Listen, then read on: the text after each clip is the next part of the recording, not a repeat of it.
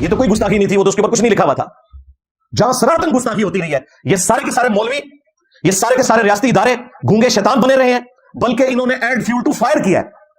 ضیاء الحق dictator کے دور کے اندر جب ٹوائلٹس کے اندر شیعہ کافر کے نعرے لکھے جاتے تھے، آج بھی ہزاروں ٹوائلٹس پاکستان میں موجود ہیں جن میں شیعہ کافر لکھا ہوا ہے. ان بے شرموں کو شرم نہیں آئی ہے کہ شیعہ قرآن کا لفظ ہے؟ وَإِنَّ مِن شِيعَتِهِ لَإِبْرَاهِيمَ، اور بے شک نوح کے شیعہ میں سے ابراہیم بھی تھے، یعنی ان کی جماعت کے لوگ. جب اسرائیل مرد آباد لکھ کر جھنڈوں کے اوپر زمین پہ وہ جھنڈے ڈال کر انہیں آگ لگائی جاتی تھی، ان کے اوپر سے گاڑیاں گزرتی تھی اور جوتیوں سمیت مسلمانوں کے موب گزر رہے تھے، اس وقت کسی مولوی کی غیرت نہیں جاگی کہ یہ اسرائیل لفظ جو ہے یہ قرآن کا لفظ ہے اور ایک پیغمبر کا نام ہے.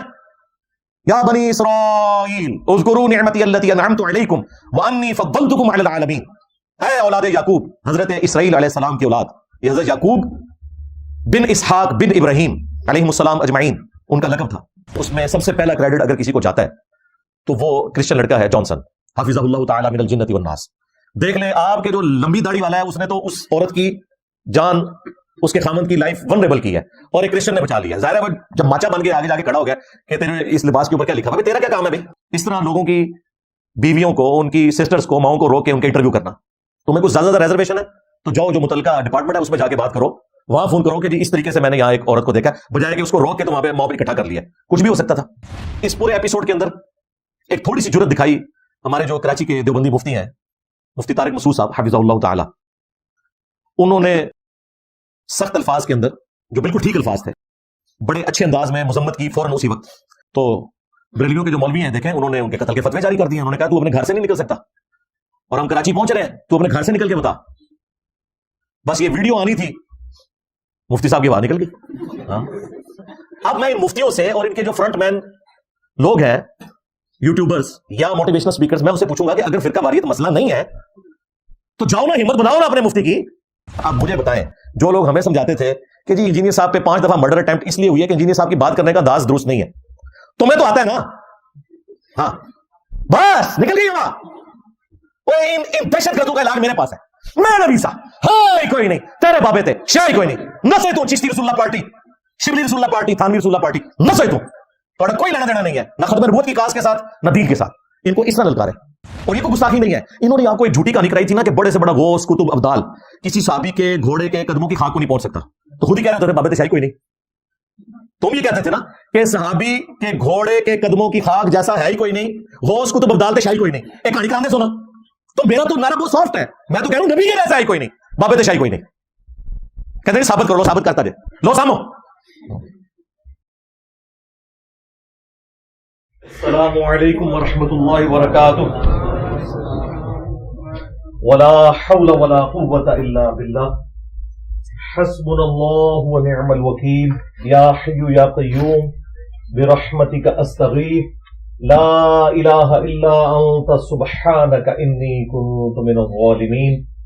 ربنا آتنا من لدنک رحمہ وہیئ لنا من امرنا رشدا.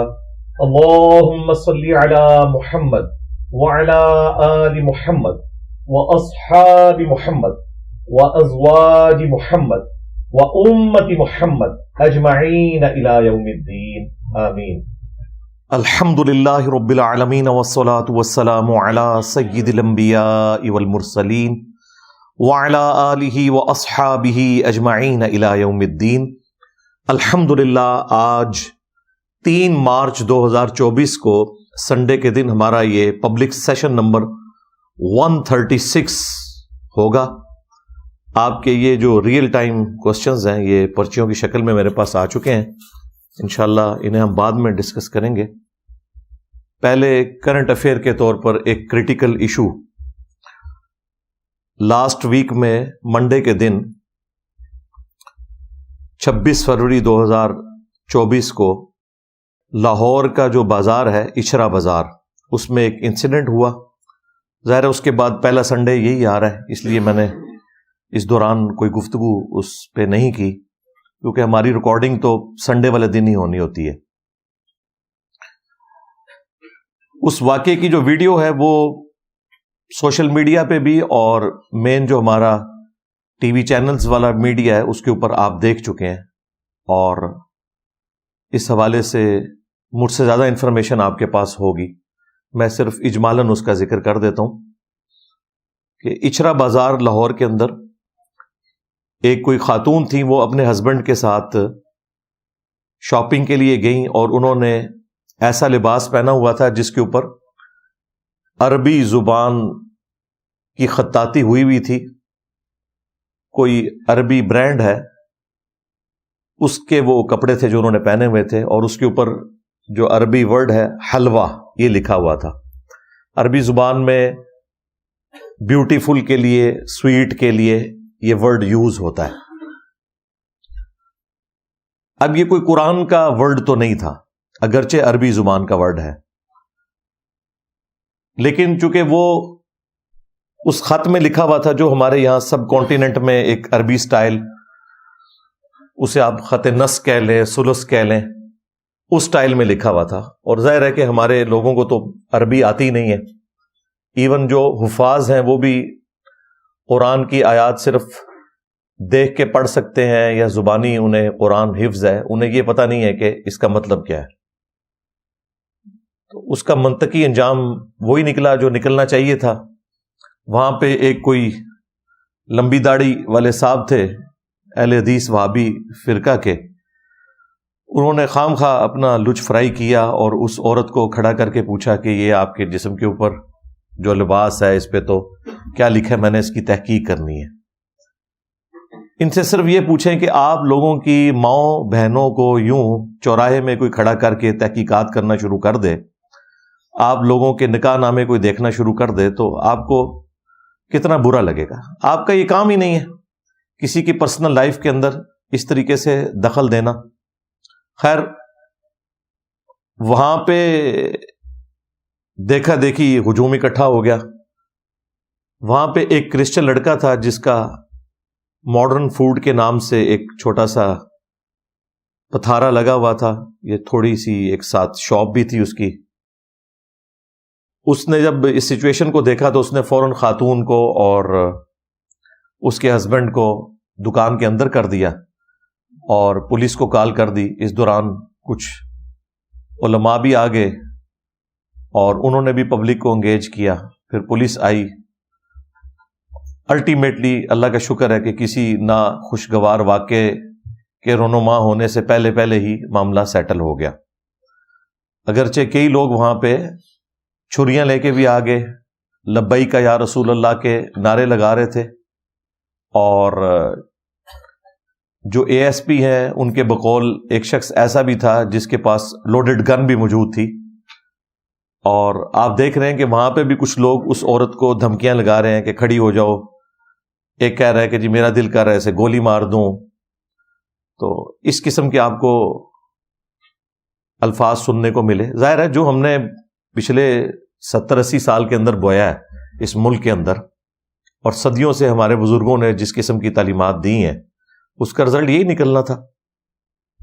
یہ تو اللہ کا شکر ہے کہ معاملہ سیٹل ہوا اور الٹیمیٹلی اس عورت کی جان بخشی ہوگی، لیکن یہ موت کے منہ سے ہی وہ واپس آئی ہے، یہ آپ کو اندازہ ہو گیا ہوگا وہ ساری صورتحال دیکھ کے۔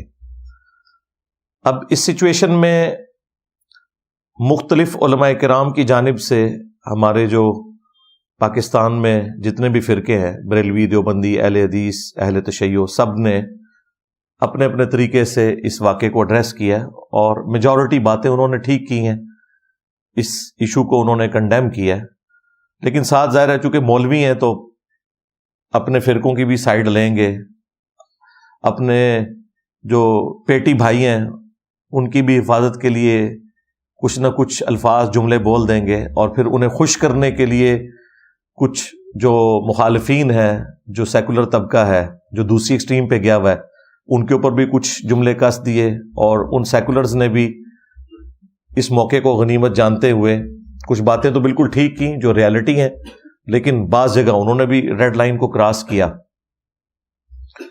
تو میں یہ چاہ رہا ہوں کہ اس موقع کے اوپر میں ایک کاؤنٹر نیریٹو کے طور پر ڈسکشن کروں، اور اس کے لیے میں نے بڑی محنت کر کے یہ تمام ویڈیوز دیکھی ہیں تاکہ مجھے لوگوں کی تھاٹس پتہ چلیں، پھر اس واقعے سے متعلق جتنے انسیڈنٹ بعد میں ہوئے ہیں وہ سب کے سب پھر میڈیا میں جو کچھ آیا وہ سب کچھ دیکھنے کے بعد اب میرے پاس اتنا ڈیٹا تھا آلموسٹ یہ 6 دن کے بعد، کیونکہ یہ منڈے کے دن کا واقعہ ہے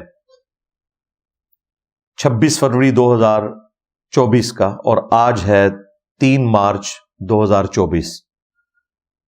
تو اب اتنا ڈیٹا میرے پاس آ چکا ہے کہ میں اسے ایک انٹلیکچوئل ترتیب کے ساتھ ڈسکس کروں۔ ظاہر ہے کہ پوری دنیا کے اندر جب کبھی بھی کوئی اس طرح کا کرنٹ ایشو مذہب سے ریلیٹڈ ہوتا ہے تو مسلمانوں میں جتنے بھی پڑھے لکھے لوگ ہیں، دین کا درد رکھنے والے لوگ ہیں، خواہ ان کا تعلق کسی بھی مکتب فکر سے ہے، ایون علماء حضرات بھی، وہ انتظار میں ہوتے ہیں کہ اس حوالے سے انجینئر صاحب کیا موقف دیں گے سنڈے والے دن، اور پھر الحمدللہ وہ ویڈیوز کو دیکھتے ہیں، اور میں نے کافی امپرومنٹ دیکھی ہے۔ مجھے فرسٹ ہینڈ نالج اس حوالے سے ہے کہ میں نے مختلف مساجد کے اندر جمعے کا سلسلہ شروع کیا ہوا ہے، یعنی جمعہ پڑھنے کا، پڑھانے کا نہیں۔ تو میں جب علماء کی تقاریر سن رہا ہوتا ہوں تو مجھے ان کے الفاظ کے چناؤ سے بھی اندازہ ہو جاتا ہے کہ یہ الحمدللہ چھپ چھپ کے انجینئر صاحب کی ویڈیوز دیکھتے ہیں۔ یہ ابھی شب برات کے اوپر جو الفاظ استعمال کر رہے تھے، جس طریقے سے گفتگو کر رہے تھے، ظاہر ہے اس طرح کی گفتگو تو کبھی کسی نے کی ہی نہیں ہے۔ تو اللہ کا شکر ہے، یہ بڑی پازیٹیو چیز ہے۔ ختم نبوت کے حوالے سے میں نے پچھلی دفعہ 2.5 گھنٹے گفتگو کی ہے۔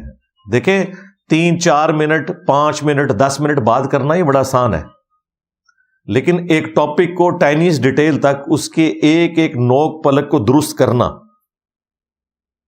اور صدیوں کے اختلاف کو چند گھنٹوں کے اندر سمو دینا، جس میں سارے کے سارے دلائل بھی ڈسکس ہوئے ہوں اور علمی طریقے سے، یہ بہت مشکل کام ہے۔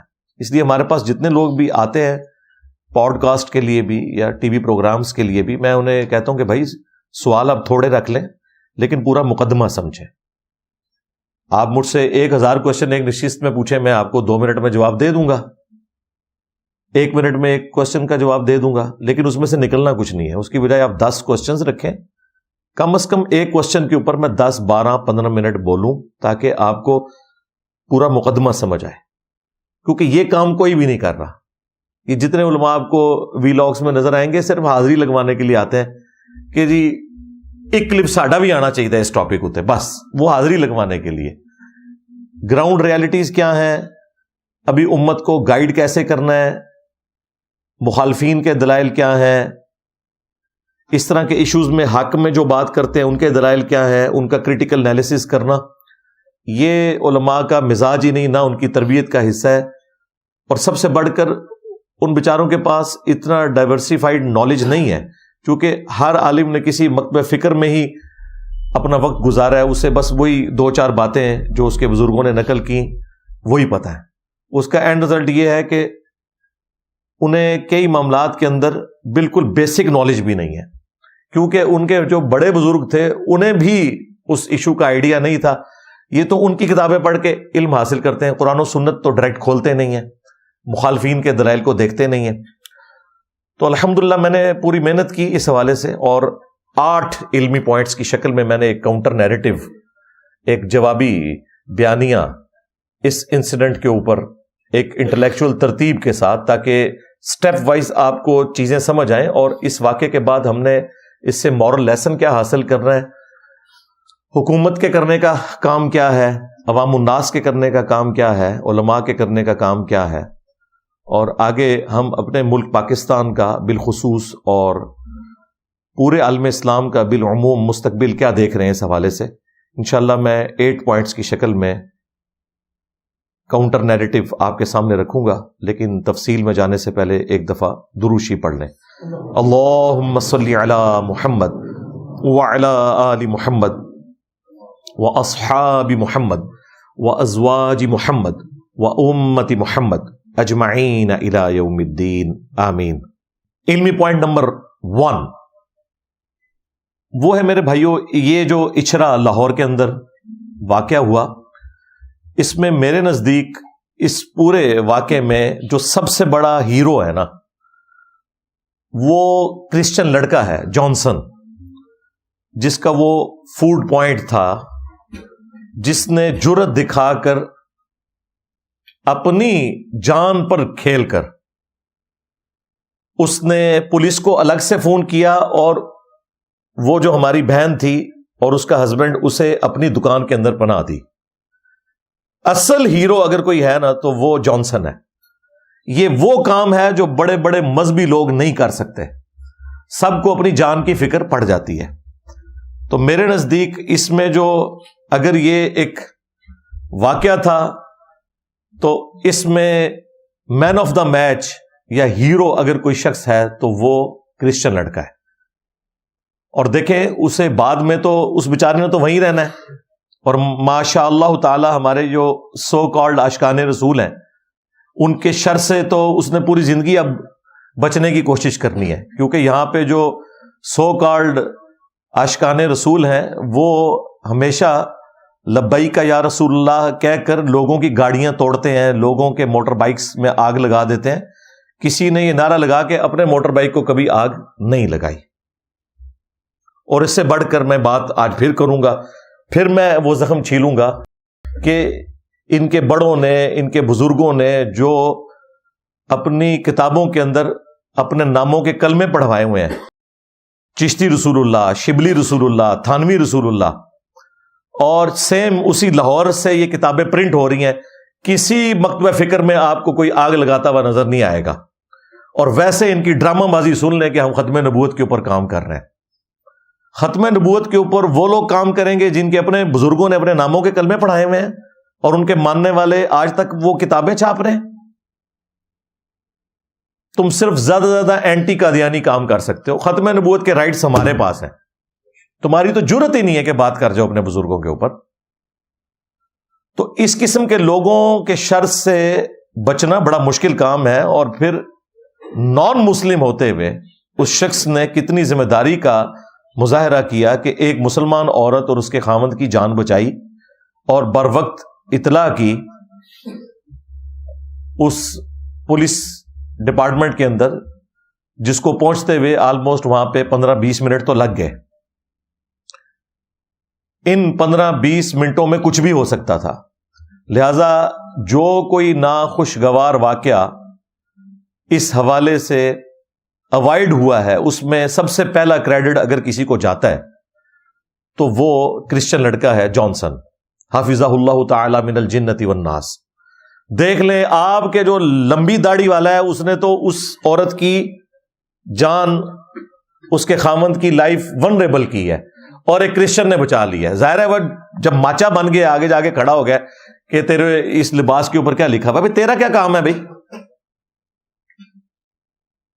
اس طرح لوگوں کی بیویوں کو، ان کی سسٹرز کو، ماؤں کو روک کے ان کے انٹرویو کرنا.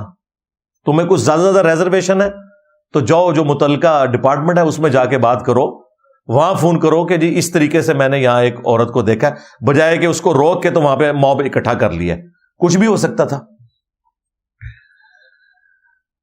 لہذا میرے نزدیک سب سے پہلے اس لڑکے جانسن کو انعام ملنا چاہیے، ایوارڈ بھی ملنا چاہیے، ریوارڈ بھی ملنا چاہیے. ایوارڈ تو دے دیا جاتا ہے، ریوارڈ بھی ہونا چاہیے، یعنی رقم کی شکل میں اس کی کوئی خدمت بھی اس حوالے سے ہونی چاہیے، اور پبلکلی اس کی اناؤنسمنٹ ہونی چاہیے کہ اصل جو ہیرو ہے اس واقعے کا یہ کرسچن لڑکا ہے. اور اس طریقے سے پاکستان کا بہتر امیج پوری دنیا میں جائے گا، بجائے یہ کہ آپ کسی اور کو ہیرو بنا کے پیش کریں. وہ بھی ضرور کریں، لیکن سب سے بہتر پکچر یہ جانی تھی کہ اگر اس بچے کو، جانسن کو، ہماری چیف منسٹر صاحبہ ملیں، آئی جی صاحب ملیں، آرمی چیف صاحب ملیں اور اس کی حوصلہ افزائی کریں اور پبلکلی کریں اور پھر میڈیا کے اوپر رپورٹ ہو. بہرحال میں نے اس حوالے سے جو بڑے ہیں ان سے خود بات بھی کر لی ہے، انہوں نے میرے ساتھ ایگری کیا ہے. انہوں نے کہا انشاءاللہ انجینئر صاحب چند دنوں میں ہم ایک پبلک سرمنی میں، جس طرح آپ نے ہائی لائٹ کیا، بلکہ انہوں نے اپریشیٹ کیا کہ آپ نے اس طرف توجہ دلائی ہے کہ اصل ہیرو وہ ہے، اسے پبلک میں لا کے اس طریقے سے انعام دینا چاہیے تاکہ لوگوں کو اچھا میسج جائے. اور انٹرنیشنل لیول کے اوپر کتنا اچھا امیج جائے گا، جو یہ ہم امیج بنانے کی کوشش کرتے رہتے ہیں. امیج تو اس صورت میں جائے گا جب ایک اسلامی جمہوریہ پاکستان جیسا ملک جو دنیا میں اپنے آپ کو ٹھیکیدار سمجھتا ہے اسلام کا، اور اس کے جھنڈے میں گرین کلر کے ساتھ سفید کلر بھی ہے، اس کے باوجود اقلیتوں کو یہاں حقوق نہیں ملتے، اور جس طریقے سے کرسچنز کے ساتھ ان کی پرسیکیوشن ہوئی ہے پچھلے 70 سالوں کے اندر، یہ ابھی جڑا والا واقعہ جو ہے وہ کوئی زیادہ دور نہیں ہے، درجنوں کی تعداد میں گرجے جلائے گئے۔ یہ سارا کچھ ہوتے ہوئے زیادہ ضروری چیز یہ تھی کہ ہمارے آرمی چیف، ہمارے پرائم منسٹر جو اب آنے والے ہیں، یا چیف منسٹر یا آئی جی صاحب، ان کو ملتے ہیں، اور ہمارے بڑوں نے ایگری کیا کہ انشاءاللہ عنقریب اس حوالے سے پیش رفت دیکھنے کو ملے گی انشاءاللہ تعالی۔ علمی پوائنٹ نمبر 2، اس واقعے میں دوسرے نمبر کے اوپر اگر کوئی ہیرو ہے تو یقیناً وہ ہماری سسٹر ہیں اے ایس پی شہربانو نقوی حافظہ اللہ تعالی، جو کہ ایک سید خاندان سے تعلق رکھتی ہیں، اور ماشاءاللہ انہوں نے دلیری کے ساتھ اس موب کو کنٹرول کیا، حسینی ہونے کا ثبوت بھی دیا، اور اس وقت میڈیا پہ ان کو کافی اس حوالے سے اٹھایا ہوا ہے، مختلف جگہ انٹرویوز ہو رہے ہیں، آرمی چیف نے بھی ملاقات کی ان سے، اور آئی جی صاحب نے بھی، ان کی ٹریننگ ہے یہ، جس طریقے سے انہوں نے پنجاب پولیس میں کافی ریفارمز کی ہیں، میں تو پرسنلی یعنی انہیں قدر کی نگاہ سے دیکھتا ہوں، ڈاکٹر عثمان صاحب کو حفظہ اللہ تعالی۔ پلس ان کو انعام بھی دیا گیا ہے، ایوارڈ بھی ان کے لیے اناؤنسمنٹ ہوئی ہے، اور سعودی حکومت کی طرف سے ود فیملی انہیں حج کی آفر بھی ہوئی ہے، جو وہ انشاءاللہ تعالیٰ کرنے جائیں گی۔ میرا خیال ہے یہ بہت بڑی ان کے لیے اچیومنٹ ہے، اور اس طرح کے جو ڈر قسم کے پولیس آفیسرز ہیں پاکستان جیسے ملک میں تو نعمت ہے، کیونکہ یہاں پہ تو جتنا مذہبی طبقہ دہشت گردی اور غنڈہ گردی کے اندر انوالو ہے، اور اس میں سب سے بڑی مجرم ہماری ریاست اور ریاستی ادارے ہیں، جنہوں نے انہیں سالوں تک پالا ہے اور ہمارے اوپر مسلط کیا ہے۔ پولیٹیکل گورنمنٹس کو کمزور کرنے کے لیے ان نان اسٹیٹ ایکٹرز کو یوز کیا۔ یہ بھی اللہ بھلا کرے گوروں کا، اگر ایف اے ٹی ایف نہ ہوتا اور ہمارے اوپر یہ تلوار نہ لٹکتی، ابھی بھی ہمیں کوئی عقل نہیں آنی تھی، ہمیں اس ماڈرن ورلڈ میں بھی یہ سمجھ نہیں آنی تھی کہ بھائی اس طریقے سے آپ ایسٹس نہیں بنا سکتے۔ جب آپ بندوق عام بندے کے ہاتھ میں دے دیں گے تو وہ آپ کی مرضی کا کام بھی کرے گا اور اپنی مرضی کا کام بھی کرے گا۔ ود ان کنٹری جو سیکیورٹی کی مینجمنٹ ہے اس کو دیکھنا یہ پولیس کی ذمہ داری ہے، یا زیادہ سے زیادہ اگر چیف منسٹر نے رینجرز کو طلب کرنا ہے وہ بھی ان کی مرضی ہو تو، اور کسی بندے کے ہاتھ میں اسلحہ نہیں ہونا چاہیے۔ اور بارڈرز کے اوپر فوج کی ذمہ داری ہے۔ جب آپ عام بندوں کو ٹرین کر کے ان کے ہاتھ میں اسلحہ پکڑا دیں گے تو پھر آپ دیکھیں جو تماشا لگا ہوا ہے، قابو ہی نہیں آ رہے کسی کے۔ تو یہ ایف اے ٹی ایف نہ ہوتا، نہ یہ ضرب عضب ہونی تھی، نہ رد الفساد ہونا تھا، اور نہ ان فسادیوں سے ہماری جان چھوٹنی تھی۔ یہ کریڈٹ بھی میں پہلے نمبر کے اوپر دیتا ہوں تو گوروں کو دیتا ہوں کہ یہ معاملہ بھی انہوں نے ہی ہمارا سیدھا کیا ہے کہ انسان کے بچے بن جاؤ، ادروائز ہمیں کوئی سمجھ نہیں آ رہی تھی۔ علمی پوائنٹ نمبر 3، اس کے بعد اگر میں کریڈٹ دوں کسی کو، یعنی وہ جو لڑکا ہے جانسن، اس کے بعد ہمارا جو پولیس کا ڈپارٹمنٹ اور اس میں بھی جو اے ایس پی صاحب ہیں، ان کے بعد اگر کریڈٹ کسی کو دینا چاہیے تو وہ دو جو علماء حضرات میں سے تھے، ایک وہابی فرقے سے اہل حدیث سے ایک عالم دین، اور ایک ٹی ایل پی کے نمائندہ عالم دین، جو کہ پولیس کے وہاں پہنچنے سے پہلے آ چکے تھے۔ اگرچہ انہیں بلایا تو اس چکر میں گیا تھا کہ وہ دیکھیں کہ اس کے اوپر لکھا کیا ہوا ہے۔ اندازہ کریں یہ اسلامی جمہوریہ پاکستان ہے اور مذہبی لوگوں نے اس عورت کو روکا ہوا ہے، اور کسی کو یہ پتہ نہیں ہے کہ یہ حلوہ ورڈ جو لکھا ہے اس کا مطلب کیا ہے۔ حلوہ کھاتے بھی ہیں اور کھلاتے بھی ہیں، ہاں۔ اس کے باوجود بہرحال ان کو میں کریڈٹ دوں گا اس حوالے سے کہ انہوں نے ایٹ لیسٹ موب کو انگیج کیا، اور انہوں نے کہا کہ جی پولیس آ رہی ہے، اس معاملے کو ہم دیکھیں گے۔ اور ہمارا جو سیکولر طبقہ ہے انہوں نے یہ والی جو ان کی کنٹریبیوشن ہے اسے اوور لک کیا۔ بعد میں جو انہوں نے کام ڈالا ہے وہ انشاءاللہ اس کو میں ڈسکس کروں گا، لیکن اس وقت جو 15-20 منٹ کرٹیکل تھے اس میں وہ جو لڑکا جانسن اور اس کے بعد یہ جو 2 علماء، ایک وہابی اہل حدیث فرقے سے شاکر صاحب تھے اور ایک وہ ٹی ایل پی کے بڑے نمائندہ سے ہیں لاہور میں، وہ تھے، انہوں نے پبلک کو انگیج کیا ہے اور انہوں نے پبلک کو ان تک پہنچنے سے روکا ہے، اور یہ بالکل ان کا کریڈٹ ہے اور یہ ان سے کوئی نہیں لے سکتا. میں اس حوالے سے انہیں سلام پیش کرتا ہوں، اور اگر میں انہیں سلام پیش کر رہا ہوں تو میرا خیال ہے اس کے بعد انہیں کسی سرٹیفکیٹ کی ضرورت نہیں ہے انشاءاللہ، کیونکہ میں تو کوئی موقع جانے نہیں دیتا کہ مولوی جہاں کہیں اسلام کو نقصان پہنچائیں تو میں ضرور ہائی لائٹ کرتا ہوں. اگر میں کریڈٹ دے رہا ہوں تو یقیناً وہ لوگ جو علماء سے چڑھتے ہیں انہیں بھی یہ کریڈٹ ان کو دینا چاہیے. اگر آپ انصاف کے اوپر قائم نہیں ہوں گے اور کسی کو اچھے کام کے اوپر اپریشیٹ نہیں کریں گے تو مستقبل میں آپ امید نہ کریں کہ وہ مزید کوئی اچھے کام کرے گا. وہ کہے گا بھائی برائی کریں تب بھی گالیاں پڑتی ہیں، اچھائی کریں تب بھی گالیاں پڑتی ہیں، اور اچھائی کرنے سے ڈبل گالیاں پڑتی ہیں، اپنوں کی بھی پڑتی ہیں. ظاہر ہے جو سر پھرے قسم کے مذہبی پرورٹڈ نیچر کے لوگ ہیں وہ تو اس قسم کی ایکٹیویٹی کے بعد کوئی لاش دیکھنا چاہتے تھے، انہیں تو نہیں ملی. ان کی گالیاں بھی وہ کھائیں گے، اور پھر اگر لبرلز بھی اور سیکولرز بھی ان کو گالیاں دیں گے اور ان کی یہ جو اچھائی ہے اسے ہائی لائٹ نہیں کریں گے تو آندہ وہ یہ والی اچھائی بھی نہیں کریں گے. ٹھیک ہے، وہ کہیں گے اگر گالیاں کہانی ہے تو ایٹ لیسٹ ہم کوئی کام ڈال کے تو اپنے لوگوں کی تعریف تو اویل کریں، تو وہ اس طرف چل پڑیں گے. علمی پوائنٹ نمبر 4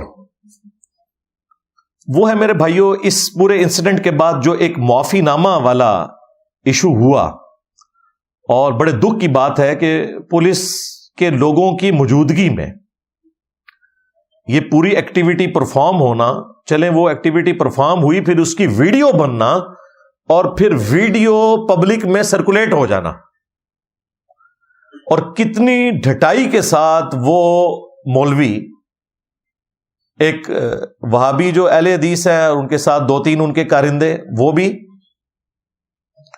اور ساتھ ایک ٹی ایل پی کے تھے جو مولانا صاحب وہ بھی بیٹھے ہوئے ہیں، اور بیچ میں اس بیچاری سہمی ہوئی عورت کو بٹھایا ہوا ہے اور ساتھ پولیس بھی کھڑی ہے، اور وہ عورت کہہ رہی ہے کہ جی میں جو کچھ میں نے کیا اس کے اوپر میں معافی مانگتی ہوں. اندازہ کریں، یعنی اگر اس نے کچھ نہیں بھی کیا ہوا، جو یقیناً نہیں کیا، کوئی گستاخی والا ایلیمنٹ تو ہے نہیں اس کے اندر، اسے پکا کر دیا کہ اس نے گستاخی کی ہے، تو میرے بھائی آپ نے تو عوام کو یہ پڑھایا ہوا ہے کہ گستاخ رسول کی ایک ہی سزا، سرطن سے جدا، اور آپ تو 295C میں یہ شک بھی ایڈ نہیں کروا سکے کہ اگر کوئی شخص معافی مانگ لے تو اس کی معافی قبول ہے. آپ تو کہتے ہیں گستاخوں کی معافی بھی قبول نہیں ہے، دنیا سے انہیں جنت میں پہنچایا جائے گا، آخرت میں اللہ اور اس بندے کا معاملہ ہے، دنیا سے تو ہم اسے نکال دیں گے. تو آپ کی ڈاکٹرن کے اندر تو یہ جو آپ نے مسئلہ کھڑا کیا ہے کہ اس سے معافی منگوائی ہے، یہ تو آپ نے اس کو ونریبل کر دیا کہ واقعی اس سے کوئی گستاخی ہو گئی تھی. اچھا، اب اگلے دن جب اس چیز کے اوپر اعتراض کیا لوگوں نے تو پولیس ڈپارٹمنٹ نے تو اپنی جان چھڑا لی. وہ جو اے ایس پی صاحب ہیں انہوں نے تو کہا کہ جی یہ میری مرضی سے نہیں ہوا، ہم تو صرف سامنے کیا تھا کہ چلیں، چونکہ انہوں نے پورا ایشو سنبھالنا ہے بعد میں، تو یہاں پہ معافی تلافی والا معاملہ کوئی اس حوالے سے ہو جائے کہ آئندہ کے لیے کوئی ایکٹیویٹی پرفارم نہ ہو. ہم نے اس آگ کو ٹھنڈا کرنا تھا. اگر آپ نے اس آگ کو ٹھنڈا کرنا تھا تو اس کی ویڈیو کیوں بنوائی ہے آپ نے معافی نامے کی؟ یہ تو آپ آگ کے اوپر تیل ڈال رہے ہیں. اور اگر کوئی ویڈیو بنانی بھی تھی تو معافی کے لفظ کے بغیر بناتے. معافی کا تو مطلب ہے کہ اس نے جرم کیا ہے، اور جرم تو انہوں نے کیا ہے جنہوں نے معافی منگوائی ہے اس سے، اور ان کی اتنی جرت نہیں ہوئی. اب بعد میں وہ انٹرویو دیتے پھر رہے ہیں کہ جی ہمیں بڑی غلطی کا احساس ہے کہ اس وقت ہمیں، بلکہ ایک تو مولوی کہہ رہا ہے کہ میں نے تو اس سسٹر کے کان میں بھی کہا کہ مجھ سے اس حوالے سے ہمیں معاف کر دینا بہن، ہم آپ سے معافی مانگتے ہیں. ویڈیو میں نہیں. دیکھیں کتنے منافق ہیں یہ لوگ، ڈرتے ہیں اپنی پبلک سے، اس لیے اس قسم کی بات ویڈیو میں نہیں کی. ان کی ماؤں بہنوں کو اس طریقے سے بٹھا کے کوئی جعلی الزام لگا کے معافی دلوائے تو ان مولویوں کے اوپر کیا گزرے گی؟ شرم بھی نہیں آتی ان کو. اور انہیں جو ہے نا اسلام خطرے میں نظر آ جاتا ہے اس حوالے سے. اگر ان لوگوں کی سیریسنس ہوتی نا کوئی گستاخی کے اوپر، یہ تو کوئی گستاخی نہیں تھی، وہ تو اس کے اوپر کچھ نہیں لکھا ہوا تھا. جہاں صراحتاً گستاخی ہوتی رہی ہے، یہ سارے کے سارے مولوی، یہ سارے کے سارے ریاستی ادارے گونگے شیطان بنے رہے ہیں، بلکہ انہوں نے ایڈ فیول ٹو فائر کیا ہے. ضیاء الحق ڈکٹیٹر کے دور کے اندر جب ٹوائلٹس کے اندر شیعہ کافر کے نعرے لکھے جاتے تھے، آج بھی ہزاروں ٹوائلٹس پاکستان میں موجود ہیں جن میں شیعہ کافر لکھا ہوا ہے. ان بے شرموں کو شرم نہیں آئی ہے کہ شیعہ قرآن کا لفظ ہے؟ وَإِنَّ مِن شِيعَتِهِ لَإِبْرَاهِيمَ، اور بے شک نوح کے شیعہ میں سے ابراہیم بھی تھے، یعنی ان کی جماعت کے لوگ. جس طرح ہم کہتے ہیں کہ پولیٹیکلی ہم شیعان علی ہیں، ہم شیعان ابو بکر ہیں، ہم شیعان عمر ہیں، شیعان عثمان ہیں، پولیٹیکلی ٹرم میں. عقیدے میں ہم مسلم ہیں الحمدللہ. تو حضرت ابراہیم علیہ السلام کو اللہ تعالیٰ نے کہا کہ نوح کے شیعہ میں سے تھے، یعنی اسی گروہ میں سے تھے. تو جب شیعہ کافر لکھا جا رہا تھا، شیعہ بھی قرآن کا لفظ تھا، کافر بھی قرآن کا لفظ تھا، اس وقت تو ان کی غیرت نہیں جاگی. جب اسرائیل مرد آباد لکھ کر جھنڈوں کے اوپر زمین پہ وہ جھنڈے ڈال کر انہیں آگ لگائی جاتی تھی، ان کے اوپر سے گاڑیاں گزرتی تھی اور جوتیوں سمیت مسلمانوں کے موب گزر رہے تھے، اس وقت کسی مولوی کی غیرت نہیں جاگی کہ یہ اسرائیل لفظ جو ہے یہ قرآن کا لفظ ہے اور ایک پیغمبر کا نام ہے. یا بنی اسرائیل اذکروا نعمتی التی انعمت علیکم وانی فضلتکم علی العالمین. اے اولاد یعقوب، حضرت اسرائیل علیہ السلام کی اولاد، یہ حضرت یعقوب بن اسحاق بن ابراہیم علیہم السلام اجمعین ان کا لقب تھا. یاد کرو میری اس نعمت کو جو میں نے تم پہ کی اور تمہیں تمام جہان والوں پر فضیلت دی. اسرائیل کا ورڈ، ایک پیغمبر کا نام، قرآن میں پوری سورت اس کا نام بنی اسرائیل، اور اسرائیل ورڈ کئی دفعہ آیا. اس وقت تمہیں شرم نہیں آئی ہے؟ اس وقت تمہاری غیرت کہاں مر گئی تھی؟ یہ تو حلوہ ورڈ تو قرآن کا بھی ورڈ نہیں تھا، یہ کوئی آیت بھی نہیں تھی. لہٰذا مجھے یہ کہنے میں کوئی عار نہیں ہے کہ یہ سب کے سب معاملات تمہارے جو عشق قرآن والے یا عشق رسول والے ہیں نا، یہ ٹوٹلی 2 نمبری کے اوپر مبنی ہے. تمہاری یہ فرقہ وارانہ ایک سوچ ہوتی ہے جسے تم ہوا دیتے ہو. باقی اگر تم اس کاز کے ساتھ مخلص ہو، چلو ابھی مجھے جھوٹا کر دو. اپنے مولویوں سے کہلواؤ، نمائندہ علماء سے، کہ جو ہم شیعہ کافر کے نعرے لگواتے رہے اور ٹوائلٹس میں لکھواتے رہے یا ہمارے لوگوں نے لکھے، سب کے سب توہین قرآن کے مرتکب ہیں. لگواؤ ساروں کے اوپر 295C. میں دیکھتا ہوں تم لوگ اپنے گھروں سے بھی نہیں نکل سکو گے. تمہاری جرت نہیں ہے بات کر جو. تو چھوڑ دو، یہ دھوکہ دینا چھوڑ دو. عوام کو کافی بٹ تم لوگوں نے بنا لیا، اور ان لوگوں کا حال تو یہ ہے کہ 1994 کی بات ہے آلموسٹ. ایک حافظ قرآن تھا گجرانوالہ میں، ڈاکٹر رضوان نام کا. اس بیچارے نے قرآن کے جو پھٹے ہوئے اوراق تھے پرانے، انہیں آگ لگائی، تلف کیا. تو انہوں نے موب اکٹھا کر کے اسے شہید کر دیا، حافظ قرآن کو. آج دیکھ لیں آلموسٹ 30 سال ہو چکے ہیں، اور میں نے اپنی کئی ویڈیوز میں اس واقعے کو ہائی لائٹ کیا، کیونکہ میں اس وقت آلموسٹ FSC میں پڑھتا تھا. مجھے صحیح طرح یاد ہے، ہم اس وقت سبز پگڑی باندھتے تھے، ہم بھی خود وہ باپا جانی کے ساتھ اٹیچ تھے. ہم بھی بڑے خوش تھے کہ بڑا گستاخ قرآن جو ہے وہ اس کے ساتھ صحیح ہوا. ہمیں کیا پتا تھا کہ یہ ہمارے ساتھ کھلواڑ ہو رہا ہے. کسی عالم دین کو شرم نہیں آئی ہے جس طریقے سے انہوں نے اس شخص کے ساتھ ظلم کیا. ان کی یہ بھی جرت نہیں ہے کہ یہ بتا دیں کہ قرآن حکیم کے پرانے جو اوراق ہیں انہیں تلف کرنے کا سب سے سیف طریقہ، سب سے ادب پر مبنی طریقہ یہ ہے کہ انہیں آگ لگائی جائے. صحیح بخاری میں لکھا ہوا ہے. حضرت عثمان غنی رضی اللہ تعالیٰ عنہ نے قرآن حکیم کے وہ نسخے جن کی وجہ سے قرات کا اختلاف ہو رہا تھا، اگرچہ وہ قرآن کے نسخے تھے، اب تو سعودیہ نے وہ 7 کی 7 قرات جو ہیں وہ آفیشلی PDF بھی ان کے چڑھا دی ہیں. غلط نہیں، قرآن 7 قرات میں نازل ہوا ہے، بخاری مسلم میں حدیث موجود ہے، لیکن وہ نسخے جو نیو مسلمز تک جب پہنچے تو انہیں وہ الفاظ کا فرق لگ رہا تھا، تو سیدنا عثمان نے ان نسخوں کو ریٹریو کیا اور صرف قریش کی قرات جو ہے اسے آگے پروپیگیٹ کیا ریٹن فارم کے اندر۔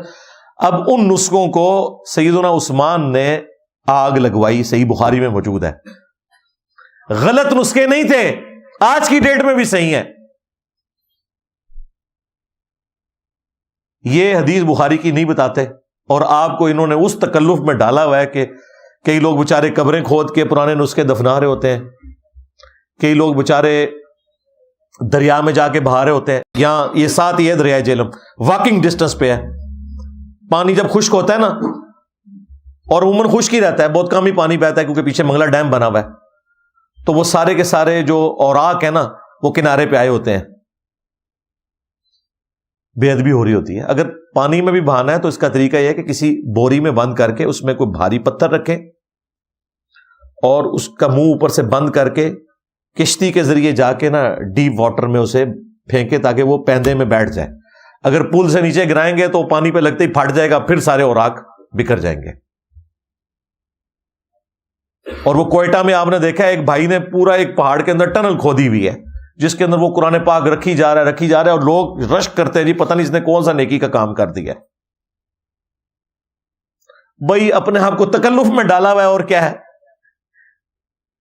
اس کی بجائے آگ لگا دی جائے، لیکن کسی کے سامنے نہیں لگانی، ہاں یہ ذہن میں رکھیے گا، ورنہ تو گئے۔ ظاہر ہے یہ جاہلوں کا ملک ہے، ہجوم ہے یہاں پہ جاہلوں کا، یہ لوگ نہیں بتا سکتے۔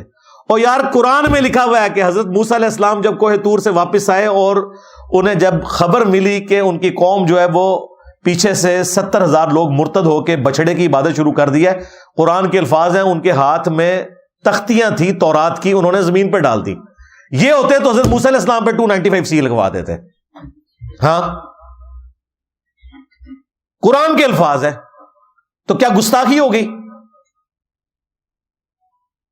تورات کو زمین پہ رکھنا، وہ ٹیمپرڈ بھی نہیں تھی، اوریجنل والی تورات، اور وہ تورات وہ ہے جو اللہ نے دی تھی، ان تختیوں پہ لکھی ہوئی انگریوڈ ہوئی ہوئی تھی، وہ اللہ تعالیٰ کی طرف سے تھی، وہ موسیٰ علیہ السلام نے اپنی ہینڈ رائٹنگ میں نہیں لکھی ہوئی تھی۔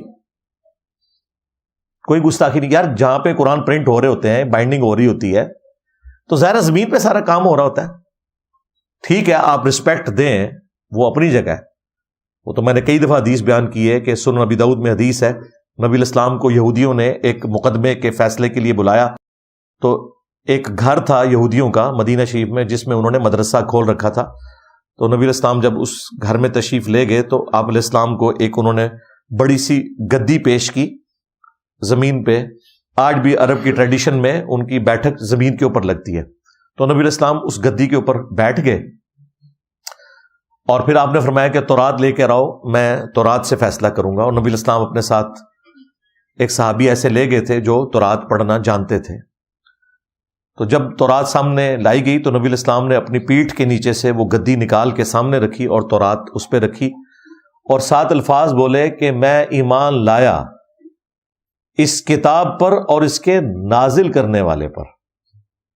حالانکہ وہ ٹیمپرڈ تورات تھی، پھر بھی نبی علیہ السلام نے اسے رسپیکٹ دی، بلکہ جو اپروپریٹ جو اس میں الفاظ ہیں وہ یہ ہیں کہ میں ایمان لایا تجھ پر اور تجھے نازل کرنے والے کے اوپر۔ تو یہ رسپیکٹ اپنی جگہ ہے۔ ویسے ہی یہاں کے مسلمان ہوتے ہیں تو وہ گدی بھی نہ نکالنے دیتے، کیونکہ آپ نے دیکھا کہ ہمارے جو یہ پنجاب میں تو یہ بوڑھیاں تکیے پہ نہیں بیٹھنے دیتی ہیں، کیونکہ ہم نے اس پہ قرآن رکھ کے پڑھنا ہوتا ہے۔ تو نبی علیہ السلام تو بیٹھے ہوئے تھے، تو آپ نے اپنی پیٹھ کے نیچے نکال کے اس کے پہ کتاب رکھی ہے، تو گستاخی تو نہیں ہوگی۔ رسپیکٹ اپنی جگہ ہے، لیکن اگر کوئی زمین پہ بھی رکھتا ہے، آپ گستاخی کا فتویٰ کیسے لگا سکتے ہیں اس کے اوپر؟ ورنہ قرآن کھولیں اور پھر لگائیں فتویٰ۔ پھر سیدنا موسیٰ کے اوپر خالی فتویٰ نہیں لگے گا، ہاں قرآن کے اوپر بھی فتویٰ لگے گا، اور نعوذ باللہ یہ فتویٰ اللہ تعالیٰ تک چلا جائے گا۔ اللہ تعالیٰ نے اسے انڈورس کیا ہوا ہے، ان کی یہ غلطی نہیں کوئی ہائی لائٹ کی ہے۔ تو چونکہ لیک آف نالج ہے، نہ انہوں نے قرآن پڑھا ہوا نہ سنت، اب مجھے بتائیں، اگر میں اس طرح کی بقول ان کے بہکی بہکی باتیں کر رہا ہوں تو یہ باتیں میں نے کوئی گھر بیٹھ کے تو نہیں لکھی ہیں، میں نے اسی قرآن میں سے، اسی بخاری میں سے، اسی سنن نبی داؤد میں سے حدیثیں آپ کو بیان کر رہا ہوں جو ان کے مدارس میں شوکیسوں میں رکھی ہوئی ہیں، اور دعوے دار ہیں ہم کسٹوڈین ہیں قرآن و سنت کے۔ نہ سوئے تو اڑا کے لینا دینا قرآن و سنت میں۔ تم لوگ بابوں کے پجاری ہو، تم نے تعلیمات ہی بزرگوں کی سکھائی ہیں۔ ان کی حالت یہ ہے کہ یہ قرآن جس الماری میں اسے پیٹ نہیں کرتے، گستاخی ہوگی، اور قرآن کھول کے کبھی اس کا ترجمہ نہیں پڑھا کہ اس میں لکھا کیا ہوا ہے۔ سب سے بڑی گستاخی تو یہ ہے نا، لیکن وہی جو انہوں نے اپنا ایک ٹریڈیشنل دین لیا ہوا ہے اسی کو لے کے چل رہے ہیں۔ علمی پوائنٹ نمبر 5، اس پورے ایشو میں آپ نے ایک چیز شاید نوٹ کی ہو، ہمارے اسٹوڈنٹس نے تو کر لی ہوگی، باقی لوگوں کو نہیں پتا چلا، کہ جب وہ اس سسٹر کو بٹھا کے اس سے معافی والا معاملہ کروا رہے تھے تو وہ جو ٹی ایل پی والا مولانا ساتھ بیٹھا تھا وہ اس کے کان میں کہہ رہا تھا کہ تم کہو کہ میں سنی ہوں۔ سنیں؟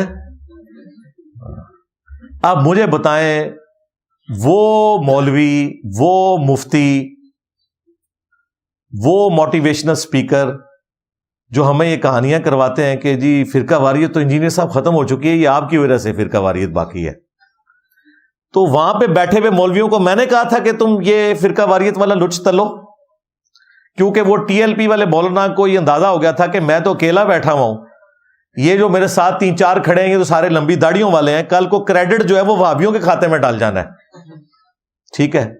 تو میں اس عورت کے کان میں کہوں کہ تم کہو کہ میں سنی ہوں، یعنی بریلوی فرقے سے ہوں، پھر اس نے کہہ بھی دیا بیچاری نے، اس کے کہنے کے بعد اس نے کہا ہے،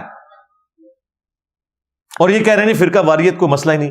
میرے بھائی، مسلمانوں کا واحد اگر کوئی مسئلہ ہے نا بڑا تو فرقہ واریت ہے، باقی سب اس کی کرولریز ہیں۔ ہاں جی، وہ غیر مسلم سازشیں کر رہے ہیں، سرکار غیر مسلم نہیں سازشیں کر رہے ہیں، سازشیں مسلمان کر رہے ہیں اسلام کے خلاف، اور غیر مسلموں کا تو کام ہے کہ سازشیں کریں گے۔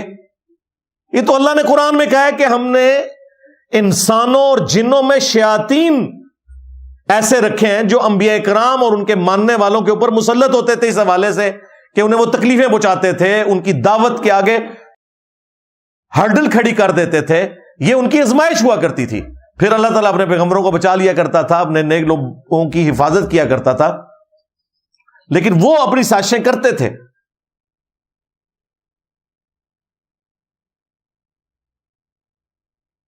تو انہوں نے تو سازشیں کرنی ہے، اس چیز کا رونا رویا جائے گا کہ وہ ہمارے خلاف سازشیں کر رہے ہیں، رونا اس چیز کا رویا جائے گا کہ ہمارا مولوی، ہمارا مفتی، ہمارے سو کالڈ بزرگان دین یہ اسلام کے خلاف سازشیں کر رہے ہیں، اور کس طریقے سے فرقہ واریت کو یہ پھونکے مارتے ہیں، کوئی موقع نہیں جانے دیتے۔ اچھا، اس پورے ایپیسوڈ کے اندر ایک تھوڑی سی جرت دکھائی ہمارے جو کراچی کے دیوبندی مفتی ہیں، مفتی طارق مسعود صاحب حفظہ اللہ تعالی، انہوں نے سخت الفاظ کے اندر جو بالکل ٹھیک الفاظ تھے، بڑے اچھے انداز میں مذمت کی فوراً اسی وقت۔ ظاہر ہے انہوں نے تو ایک کیمرہ سامنے رکھنا ہوتا ہے اور اپنا بیان جاری کر دینا ہوتا ہے، میں نے تو پوری ایک سیشن کا انتظار کرنا ہوتا ہے۔ انہوں نے اسی وقت بیان جاری کیا، وہ بیان جب جاری ہوا تو اس میں انہوں نے لبیک یا رسول اللہ کے جو نعرے لگ رہے تھے، ان نعروں کو انہوں نے غلط نہیں کہا تھا، انہوں نے کہا کہ یہ چند جو پاگل قسم کے لوگ ہیں، جو ایک مذہبی پرورٹڈ نیچر رکھنے والے لوگ، جو اس طریقے سے چڑھ دوڑتے ہیں لوگوں کے اوپر بغیر دیکھے، کوئی بچپن میں شاید ان کے دماغ پہ کوئی چوٹ لگی تھی تو یہ ہو گیا، تو وہ انہوں نے اس انداز میں بات کی۔ تو بریلویوں کے جو مولوی ہیں دیکھیں، انہوں نے ان کے قتل کے فتوے جاری کر دیے، انہوں نے کہا تو اپنے گھر سے نہیں نکل سکتا، اور ہم کراچی پہنچ رہے ہیں، تو اپنے گھر سے نکل کے بتا۔ بس یہ ویڈیو آنی تھی، مفتی صاحب کی آواز نکل گئی۔ ہاں، اب میں ان مفتیوں سے اور ان کے جو فرنٹ مین لوگ ہیں یوٹیوبرز یا موٹیویشنل سپیکرز، میں ان سے پوچھوں گا کہ اگر فرقہ واریت مسئلہ نہیں ہے تو جاؤ نا، ہمت بناؤ نا اپنے مفتی کی، انہی فرقوں کے فرنٹ مین ہو نا تم لوگ، جاؤ اپنے مفتی کی ہمت بناؤ۔ ہوا ایسے نکلی کہ پہلے تو انہوں نے وہ جملے اپنے کاٹ دیے، آن لائن ایڈیٹنگ بھی ہو جاتی ہے ویڈیو میں سے، پھر بھی گالیاں نہیں رکی۔ پھر سیکنڈ سٹیپ لیا انہوں نے، اردو میں نیچے کامنٹ سپن کیے لکھ کے کہ ہم ٹی ایل پی والوں کو نہیں کہہ رہے تھے پلیز، اور منتیں ماری انہوں نے، وہ میں ساتھ ڈسپلے کروں گا، وہ آپ خود پڑھ لیجئے گا۔ پھر بھی ان کا غصہ نہیں ٹھنڈا ہوا، الٹیمیٹلی انہوں نے ویڈیو ہی غائب کر دی یوٹیوب سے۔ جی 3,64,000 لوگ وہ ویڈیو دیکھ چکے تھے، انہوں نے اس ویڈیو کو ان لسٹ کر دیا پبلکلی۔ اب وہ نظر نہیں آتی سوائے اس کے جس کے پاس اس وقت کا اگر کوئی لنک ہے، کیونکہ انہوں نے ان لسٹ کیا ہے۔ انشاءاللہ میں آپ کو اگلی پریڈکشن کر رہا ہوں، وہ پرائیویٹ بھی اسے کر دیں گے، تو پھر آپ کے پاس لنک بھی ہو تو نہیں کھلے گی۔ یعنی پہلے کٹنگ کی، اس پہ بھی تسلی نہیں ہوئی، پھر کامنٹس کیے، اس پہ بھی تسلی نہیں ہوئی مخالفین کی، اور الٹیمیٹلی اس ویڈیو کو پبلکلی انہوں نے غائب کر کے ان لسٹ کر دیا۔ اب مجھے بتائیں، جو لوگ ہمیں سمجھاتے تھے کہ جی انجینئر صاحب پہ 5 دفعہ مرڈر اٹیمپٹ اس لیے ہوئی ہے کہ انجینئر صاحب کی بات کرنے کا انداز درست نہیں ہے، تمہیں تو آتا ہے نا، ہاں بس نکل گئی ہوا۔ ان دہشت گردوں کا علاج میرے پاس ہے، میرا نبی سا ہے ہی کوئی نہیں، تیرے بابے تھے شاہ ہی کوئی نہیں، نسے تو چشتی رسول اللہ پارٹی، شبلی رسول اللہ پارٹی، تھانوی رسول اللہ پارٹی، نسے تو تھوڑا کوئی لینا دینا نہیں ہے، نہ ختم نبوت کی کاز کے ساتھ نہ دین کے ساتھ۔ ان کو اس طرح للکارے، یہ مجھ سے سہمے ہوئے کیوں ہیں؟ آپ سمجھتے ہیں نا میٹھے انداز میں تو پہلے سے کہہ رہا تھا کہ مامو پارٹی تسی ذرا میٹھے انداز ہی سمجھا کے ویکھ لو انہوں نے، میٹھے انداز میں کیا 2 جملے بولے ہیں، ویڈیو سے ہی بھاگ گئے، اپنی ویڈیو سے بھاگ گئے، بس یہ ہے جی ٹوٹل، یہ جرت ہے جی۔ اب مجھے بتائیں، اگر مجھے آ کے آپ کوئی سمجھانے کی کوشش کرے کہ انجینئر صاحب کا انداز درست نہیں ہے، انجینئر صاحب کو بات کرنے کا پتہ نہیں، اور مجھے ہی تو پتا ہے کیسے بات کرنی ہے، کیسے دبکے ہوئے جائے، کیا تمکنت ہوتی تھی ان بریلویوں کی، چوراہوں کے اوپر کھڑے کر کے یہ وہابیوں کو، اہل حدیث کو، دیوبند کو گستاخ رسول کہتے تھے۔ آج ہمارے اسٹوڈنٹ سے منہ چھپاتے پھرتے ہیں۔ بڑا برا وقت آیا جینا ہوتے، بہت برا وقت آیا، انہوں نے کبھی سوچا بھی نہیں تھا ہمارے ساتھ یہ ہوگا، کیونکہ انہیں پتا ہے کہ جیسے ہی سامنا ہوگا تو وہ زخم پھر یہ چھیننا شروع کر دے گا، چشتی رسول اللہ، شبلی رسول اللہ، تھانوی رسول اللہ، اور باقی جو ان کے بزرگوں نے جو گستاخیاں کی ہیں۔ ان کا علاج یہ ہے، اور یہ ڈاکٹرن 2009 میں نے لانچ ہی اسی لیے کی تھی۔ مجھے پتا تھا کہ جو میں خطرناک کام کرنے جا رہا ہوں نا، یعنی لوگوں کو قرآن و سنت سکھانے جا رہا ہوں، انہوں نے قرآن و سنت کو کرنا ہے سائڈ پہ، میرے اوپر گستاخی کے الزام لگانے ہیں۔ میں شروع ہی سے انہیں بلی مار دی تھی۔ ہاں یہ میرا ٹروتھ ہے جو میں پبلکلی اس وقت آپ کے سامنے ریویل کر رہا ہوں، اور میرے قریبی ساتھیوں کو پتا ہے، میں نے اسی وقت اندھا دھند پیروی کا انجام لکھا، پھر 2012 میں 71B مسئلہ ریکارڈ کروایا۔ اس کے پیچھے پہلا ایم یہ تھا کہ ان کی بلی میں مار دوں، یہ دوسرا ایم تھا کہ آپ کو بتایا جائے کہ ان کے بزرگوں نے کیا کام ڈالا۔ اصل میں چاہ رہا تھا کہ میں نے ایک شیلڈ ایسی قائم کرنی ہے کہ میرے تک پہنچ نہ سکے، تو دیکھا کیسے نسے نے، ہاں الحمدللہ قابو آئے نا کہ نہیں۔ تو میرے بھائی، میں نے آپ سارے علماء کو، مفتیوں کو، موٹیویشنل سپیکرز کو ریکویسٹ کیا ہے، خدا کے لیے آپ لوگ ویلاگز بنایا کریں۔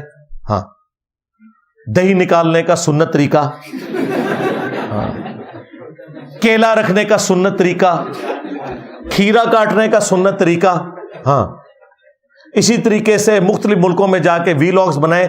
دین کا کام خدا کے لیے آپ لوگ چھوڑ دیں، اللہ کے فضل سے ہم ہیں نا، ویسے بھی ہم نے کوئی ٹاپک نہیں چھوڑا جس کے اوپر بات نہیں کی ہے، یا تو پھر ہماری طرح بات کریں، ادروائز یہ منافقت چھوڑ دیں۔ آپ لوگ اپنے 2-3 جملوں کا بار نہیں اٹھا سکتے، اور دیکھیں میں نے سارے فرقوں کو نہ صرف اٹھایا ہے، پیسیفک اوشن کے اندر پھینک دیا ہے، سارے بزرگ انہوں نے فیل ہو گئے تھے۔ آپ لوگوں کو انہوں نے نا اشتعال دلایا ہوا تھا، وہ خادم رضوی صاحب بھی 2017 کے دھرنوں میں جناب چیخ چیخ کے امام بالغ فرماندے نے امت مر جائے، ہاں کہ گستاخیاں ہو رہی ہیں اور امت کچھ نہیں کر رہی. امت بھی بیچاری سہمی ہوئی تھی کہ یار واقعی ہمیں مر جانا چاہیے کہ یار فرانس میں گستاخیاں ہو رہی ہیں، فلاں جگہ ہو رہی ہیں اور ہم کچھ کر نہیں رہے. بھئی امت نے کبھی نہیں پوچھا کہ خادم رضوی صاحب یہ دھرنا لے کے آپ لاہور سے آئے ہیں اور لاہور میں شبیر بردر ضیاء القرآن پبلیکیشن سے چشتی رسول اللہ چھپ رہا ہے، شبلی رسول اللہ چھپ رہا ہے، کشف المحجوب کی گستاخانہ عبارتیں صاحب اور سکر والی چھپ رہی ہیں، یہ سارے بکواسیات تذکرۃ الاولیاء کے پرنٹ ہو رہے ہیں، ادھر کیوں نہیں دھرنا دیا؟ جی امام مالک فرماندے نے امت مر جائے کہ نبی کی گستاخیاں ہو رہی ہیں اور امت بدلہ نہیں لے رہی. امام مالک فرماندے سن پھر امت زندہ کیوں ہے؟ پھر مر جائے ساری، پھر مر جائے ساری. پوری عالم اسلام اس وقت یا تو مر جائے، یا تو مر جائے سارا عالم اسلام، یا پھر حضور کی عزت پر پیرا دے. بس دو باتوں میں سے ایک بات ہے، بس یا سارا اکٹھا ہو کے مر جائے تو یا پھر فرانس کو جواب دے. تو دیکھیں پھر میں نے کیسا قابو کیا. میں کہا بابا جی چھاڑ دو، آجا بابا جی آجا، پہلے تیرے بابے مر جائیں. غوث کتب افضال جن کی ڈیوٹیاں تم لوگوں نے کہانیاں کروائی تھی کہ غوث جو ہے قلی ہے، انہیں سنبھالے سارا کچھ، نسے دیں پہلے 295 اس غوث کتب افضال کے اوپر لگنی چاہیے جس کی ڈیوٹی ہے وہاں پہ، جہاں پہ یوٹیوب کی ہارڈ ڈسک رکھی ہیں کہ نبی علیہ السلام کی گستاخانہ ویڈیوز اس میں سیو ہیں اور وہ نگاہ مار کے وہ ہارڈ ڈسک کو جلا کے راکھ نہیں کر رہا. ہاں تیرے غوث کتب افضال کیوں نہ مر جائے؟ امت کیوں مرے؟ امت تو بیچاری کچھ نہیں کر سکتی، تیرے بابے مر جائیں، بلکہ مجھے کہنا چاہیے کتے کی موت مر جائیں کہ رسول اللہ کی گستاخیاں ہو رہی ہیں اور وہ تماشا دیکھ رہے ہیں، کیونکہ وہ کر سکتے تھے. امت کا کوئی قصور نہیں، امت بیچاری کچھ نہیں کر سکتی. انہوں نے ریٹائرمنٹ لے لی بابیاں نے، پہلے بم پھڑ دے سن قبر تو نکل کے ڈائیو لگا کے جی راوی دے پل تے دربار دے آگے ٹھوک کے ٹر گیا بندہ، بم 55 لوگ شہید ہو گئے، وہ بابے کو آتش کیش ڈراپ ہو گیا. ہوں بابے فیل ہو گئے نے یا میرے ڈر کی وجہ سے غائب ہو گئے ہیں. ٹھیک ہے کچھ عرصے کے لیے میں اعتکاف بیٹھ جاتا ہوں، کڈو بابے. پہلے بھی کوئی نہیں تھا، سب جھوٹ ہے، کوئی جرت نہیں کرتا تھا، ان کو للکارتا نہیں تھا کوئی، اسی لیے آپ لوگ بھی سبحان اللہ پڑھتے تھے. اب لوگ ان کی میمز بناتے ہیں. ہاں اب میمز بنے گی، یہ تمہیں سزا ملی ہے، یہ ذہن میں رکھنا. تم نے 1200 سال تک اللہ اور اس کے رسول کے نام کے اوپر چندے کھائے ہیں عز و جل و صلی اللہ علیہ وآلہ وسلم. مکے اور مدینے کی آوازیں لگا کے تم نے سواریاں بغداد میں، اجمیر میں، دیوبند میں اور بریلی میں پھینکی ہیں. جائیدادیں بنائی ہیں تم نے اللہ اور اس کے نبی کے نام کے اوپر صلی اللہ علیہ وآلہ وسلم. تو دیکھ لو اللہ تعالیٰ نے تم سے کیسا بدلہ لیا ہے. 1200 سال کی عزت کو صرف 12 سالوں کے اندر ملیا میٹ کر کے رکھ دیا. ہمارا ایک نعرہ انہیں لے ڈوبا ہے، میرے نبی سا ہے کوئی نہیں، تیرے بابے تھے شاہی کوئی نہیں. اب یہ نعرے مین میڈیا پہ چل رہے ہیں. دیکھیں وہ حقیقت جسے تم اندھیرے میں بھی کہنے سے ڈرتے تھے، ایک دن دن کے اجالوں میں کہی جائے گی. دیکھیں دن کے اجالوں میں اب باتیں ہو رہی ہیں. اب تو یہ اردو کا محاورہ ہے، بابے تھے شاہی کوئی نہیں. وہ ہمارے بلال کتب بھائی نے کہا نا جب پچھلے رمضان کے اندر، تو وہ جیسے کہتے ہیں کہ جی وہ بابے تھے شاہی کوئی نہیں. ہاں یہ اردو کا محاورہ ہے اللہ کے فضل سے، اور یہ کوئی گستاخی نہیں ہے. انہوں نے آپ کو ایک جھوٹی کہانی کرائی تھی نا کہ بڑے سے بڑا غوث کتب ابدال کسی صحابی کے گھوڑے کے قدموں کی خاک کو نہیں پہنچ سکتا، تو خود ہی کہہ رہے ہوتے تھے بابے تھے شاہی کوئی نہیں.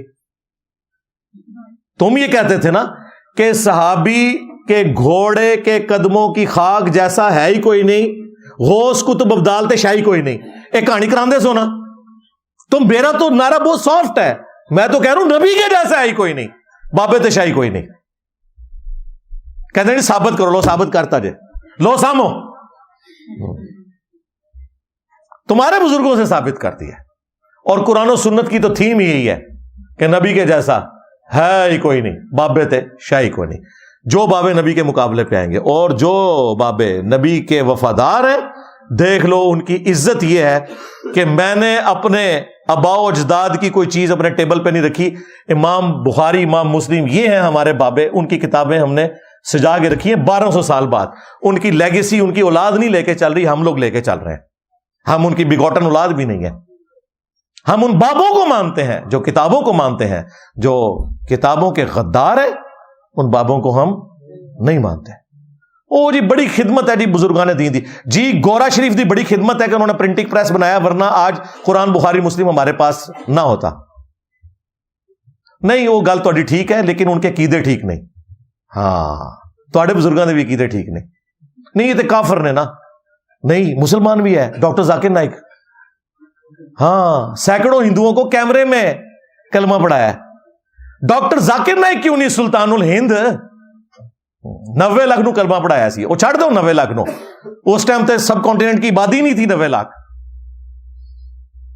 جھوٹے ہو. چلو وہ تو ہوا یا نہیں ہوا چھوڑو. ڈاکٹر ذاکر نائک نے سینکڑوں ہندوؤں کو اس ماڈرن دور میں کلمہ پڑھایا, غریب الوطنی کی زندگی گزار رہے ہیں, ابراہیم علیہ السلام کی طرح قربانیاں دی ہیں. مانو نہ انہیں بھی سلطان الہند. کہتے ہیں نہیں اس کے عقیدے ٹھیک نہیں. تھوڑے بابے نے بھی عقیدے ٹھیک نہیں. اب تو میرے بھائی سلطان الہند چھوڑ دیں, اب تو سلطان الورلڈ آ چکا ہے اللہ کے فضل سے. باباؤں کے بابا نہ سہی توں وہ تھوڑے بزرگاں دے مزاراں ہوتے تے 50-60 روپے لیندے نے جوتی دا وہ ٹوکن دے. ہمارے یہاں پہ آتے ہیں سینکڑوں لوگ, 1 روپیہ بھی نہیں کسی سے لیتے, کھلاتے ہیں اپنی جیب سے. اب بتاؤ بڑا داتا کون ہوا پھر؟ وہ داتا بڑا ہوا کہ جہاں آپ کو جوتی کی فکر لگی ہوئی ہے. یار بزرگ کیوں نہیں حفاظت کرتے جوتیوں کی؟ کہتے ہیں جی وہ ایک چور دربار بڑا انا ہو گیا. اے ذرا جوتیاں رکھو نا باہر, میں تکنا کون انا ہوتا ہے. بلکہ سارے مجاور ہٹاؤ, تمہارے سارے چندے بھی اکھاڑ کے نا وہ پورے باکس اٹھا کے لوڈ کر کے لوگ لے جائیں گے, کوئی بھی نہیں انا ہوئے گا. سنا نہیں وہ دربار تو چندہ چکے انا ہو گیا. تسی دربار نہ خالی کرو نا, ہاں میں بندہ بھیجنا وا انا ہوتا ہے کوئی. سب کہانیاں کرائی ہیں جی. اب میمز بنیں گی میرے بھائی, ہاں یہ ذہن میں رکھنا. میں تو کوئی موقع نہیں جاننے دوں گا, کیونکہ میں جینولی یہ سمجھتا ہوں اور قرآن و سنت کی روشنی میں نے ثابت کیا ہے کہ یہ لوگ اسلام کے دشمن تھے. صرف یہ چند نام تھے. جس طرح انبیاء کرام کے بارے میں قرآن میں جگہ جگہ آیا ہے نا کہ جب وہ آ کے دعوت دیتے تھے وہ کہتے تھے ہم نے اپنے بزرگوں کو اسی حالت پہ پایا ہے, ہم اپنے بزرگوں کا دین چھوڑ دیں. یوسف علیہ السلام نے کیا کہا تھا, یہ چند نام ہے جو تم نے اور تمہارے آباء و اجداد نے رکھ لیے ہیں, اللہ نے کوئی ان کی سمجھ نازل نہیں کیا. انجینئر صاحب ہاتھ ہلا رکھا کریں. وہ دیکھیں حضرت موسیٰ علیہ السلام کو اللہ تعالیٰ نے کہا تھا فرعون کے پاس جا رہے ہو تو بات نرمی سے کرنا. بالکل بات ہم نے نرمی سے ہی کی اللہ کے فضل سے. جب تم ہمیں قرآن و سنت بیان کرنے کے اوپر گستاخ رسول کہو گے پھر ہم تمہیں نہیں چھوڑیں گے, ذہن میں رکھنا. اور دوسری بات, تم اپنے آپ کو موسیٰ علیہ السلام کی بجائے ابراہیم علیہ السلام کے ساتھ کیوں نہیں منسوب کرتے ہو؟ ہمارا دین تو دین ابراہیمی ہے. ملت ابیکم ابراہیم ہوا سماکم المسلمین.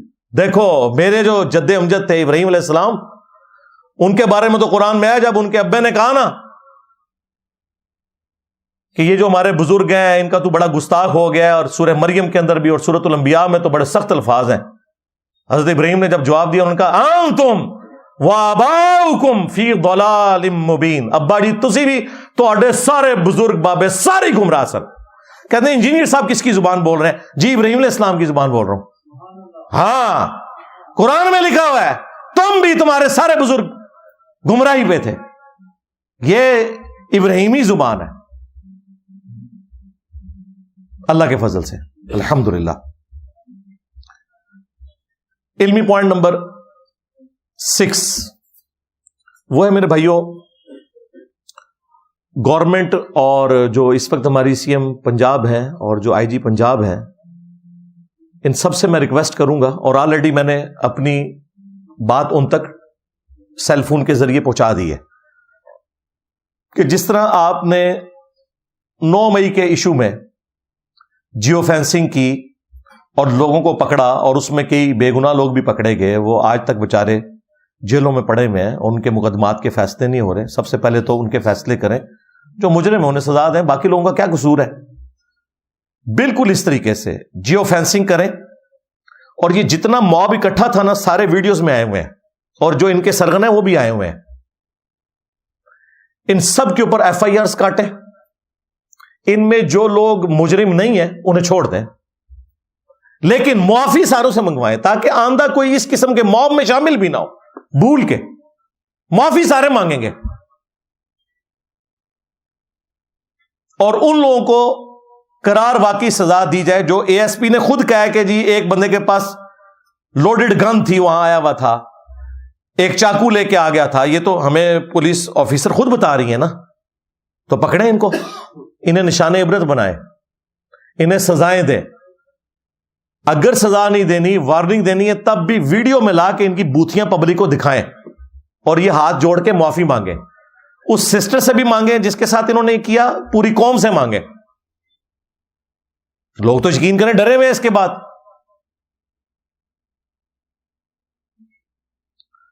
اور الحمدللہ ہمارے جو ریاستی اداروں کے بڑے ہیں انہوں نے ایگری کیا ہے, اور انشاءاللہ آپ کو کچھ دنوں میں انشاءاللہ ایک ہفتے کے اندر اندر خبر ملے گی, ان سب کے اوپر ایف آئی آرز ہو جائیں گی, اور انشاءاللہ یہ آپ کو حوالات میں بند نظر آئیں گے انشاءاللہ تعالی. کیونکہ اب یہ اس پہ کوئی ٹالرنس نہیں ہے گورنمنٹ کی طرف سے.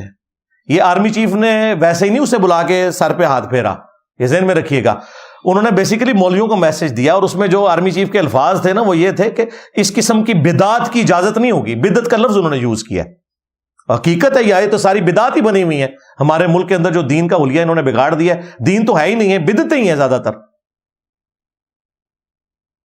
تو انشاءاللہ تعالیٰ انہوں نے بچنا نہیں ہے انشاءاللہ تعالیٰ. اور یہ میں آپ کو پیش کی جو ہے نا اس حوالے سے خبر دے رہا ہوں, اور میں اس میں انشاءاللہ یعنی اس کو پرسو بھی کروں گا. ابھی جو انہوں نے کمٹمنٹ کی ہے, ابھی ویسے میڈیا میں بھی ہلکی ہلکی آواز اٹھنی شروع ہو گئی ہے کہ جی اس طرح کرنے جا رہے ہیں, اور انشاءاللہ ہو جانا ہے انشاءاللہ تعالی. علمی پوائنٹ نمبر 7. اس کے بعد گورنمنٹ کا, سی ایم کا, آئی جی کا, اور even army chief, prime minister آنے والے, میں ان سے ریکویسٹ کروں گا کہ اس انسیڈنٹ کے اوپر جتنے فرقوں کے بڑے ہیں نا, جب ان کے مفادات پہ ضرب پڑتی ہے تو یہ سارے آپ کو پریس کانفرنس کرتے ہوئے نظر آئیں گے چھوٹی چھوٹی بات کے اوپر. اب یہ کن بلوں میں گھسے ہوئے ہیں, ابھی بھی ان کا کام ہے یہ پبلکلی سامنے آئے. مفتی منیب الرحمان صاحب بریلویوں کے بڑے ہیں, مفتی تقی عثمانی صاحب دیوبند کے بڑے ہیں, ساجد میر صاحب اہل حدیث کے بڑے ہیں, ساجد نقوی صاحب اہل تشیع کے. ان چاروں بڑوں کو بٹھا کر پریس کانفرنس کروا کے ان کے ذریعے میسج دلوائیں کہ یہ جو کچھ ایکٹیویٹی پرفارم ہوئی ہے یہ بالکل غلط ہے, اس طریقے سے کرنا غلط ہے, اور جو مس ہینڈلنگ ہوئی ہے وہ اس میں بیان کریں, اور اس سسٹر سے معافی منگوائیں کہ ہم نے اس سسٹر کے ساتھ زیادتی کی ہے. اس موب کو کہہ کے وہ معافی مانگے, بجائے یہ کہ آپ نے اس سسٹر سے ہی معافی منگوا لی, اس سے معافی مانگے. یہ کام کریں. اور خصوصاً یہ جو زیادہ گلے پھاڑ پھاڑ کے ٹی وی کے اوپر سوشل میڈیا پہ آ کے اپنے اپنے فرقوں کی طرف سے نمائندہ بنے ہوتے ہیں نا, ان کو بیچ میں بٹھائیں. ان کی ذمہ داری ہے. ویسے تو یہ چھوٹے چھوٹے معاملات کے اندر ہنگامہ کھڑا کرنے کے لیے, چندے بٹورنے کے لیے پبلک میں آ جاتے ہیں, اب کدھر ہیں؟ اور مجھے کوئی آر نہیں ہے, میں تو اس میں سب سے پہلے نمبر کے اوپر جس بندے سے پریس کانفرنس اور بیان ایکسپیکٹ کر رہا ہوں وہ سعد رضوی صاحب ہیں, حافظہ اللہ تعالی, ٹی ایل پی کے سربراہ. ان کا کام ہے وہ فرنٹ سے لیڈ کریں. ان کے جو ریپرزینٹیٹیو نے وہاں پازیٹیو رول ادا کیا, میں اس کی تعریف کرتا ہوں کہ اس نے مواب کو روکا, لیکن بعد میں جو معافی والا ہوا معاملہ وہ غلط ہے. لیکن آپ اس میں مزید ایڈ کریں, جب تک وہ آ کے اس کی مذمت نہیں کریں گے نا, جو نچلے لوگ ہیں یہ اسی طریقے سے ان چیزوں کے مزے لیتے رہیں گے, اور آندہ بھی یہ ساری گمراہیاں بچے دیتی رہیں گی, نئی گمراہیاں اس میں سے پیدا ہوں گی. اور اگر یہ باز نہیں آتے تو میں نے اس کا سولوشن بتایا ہوا ہے.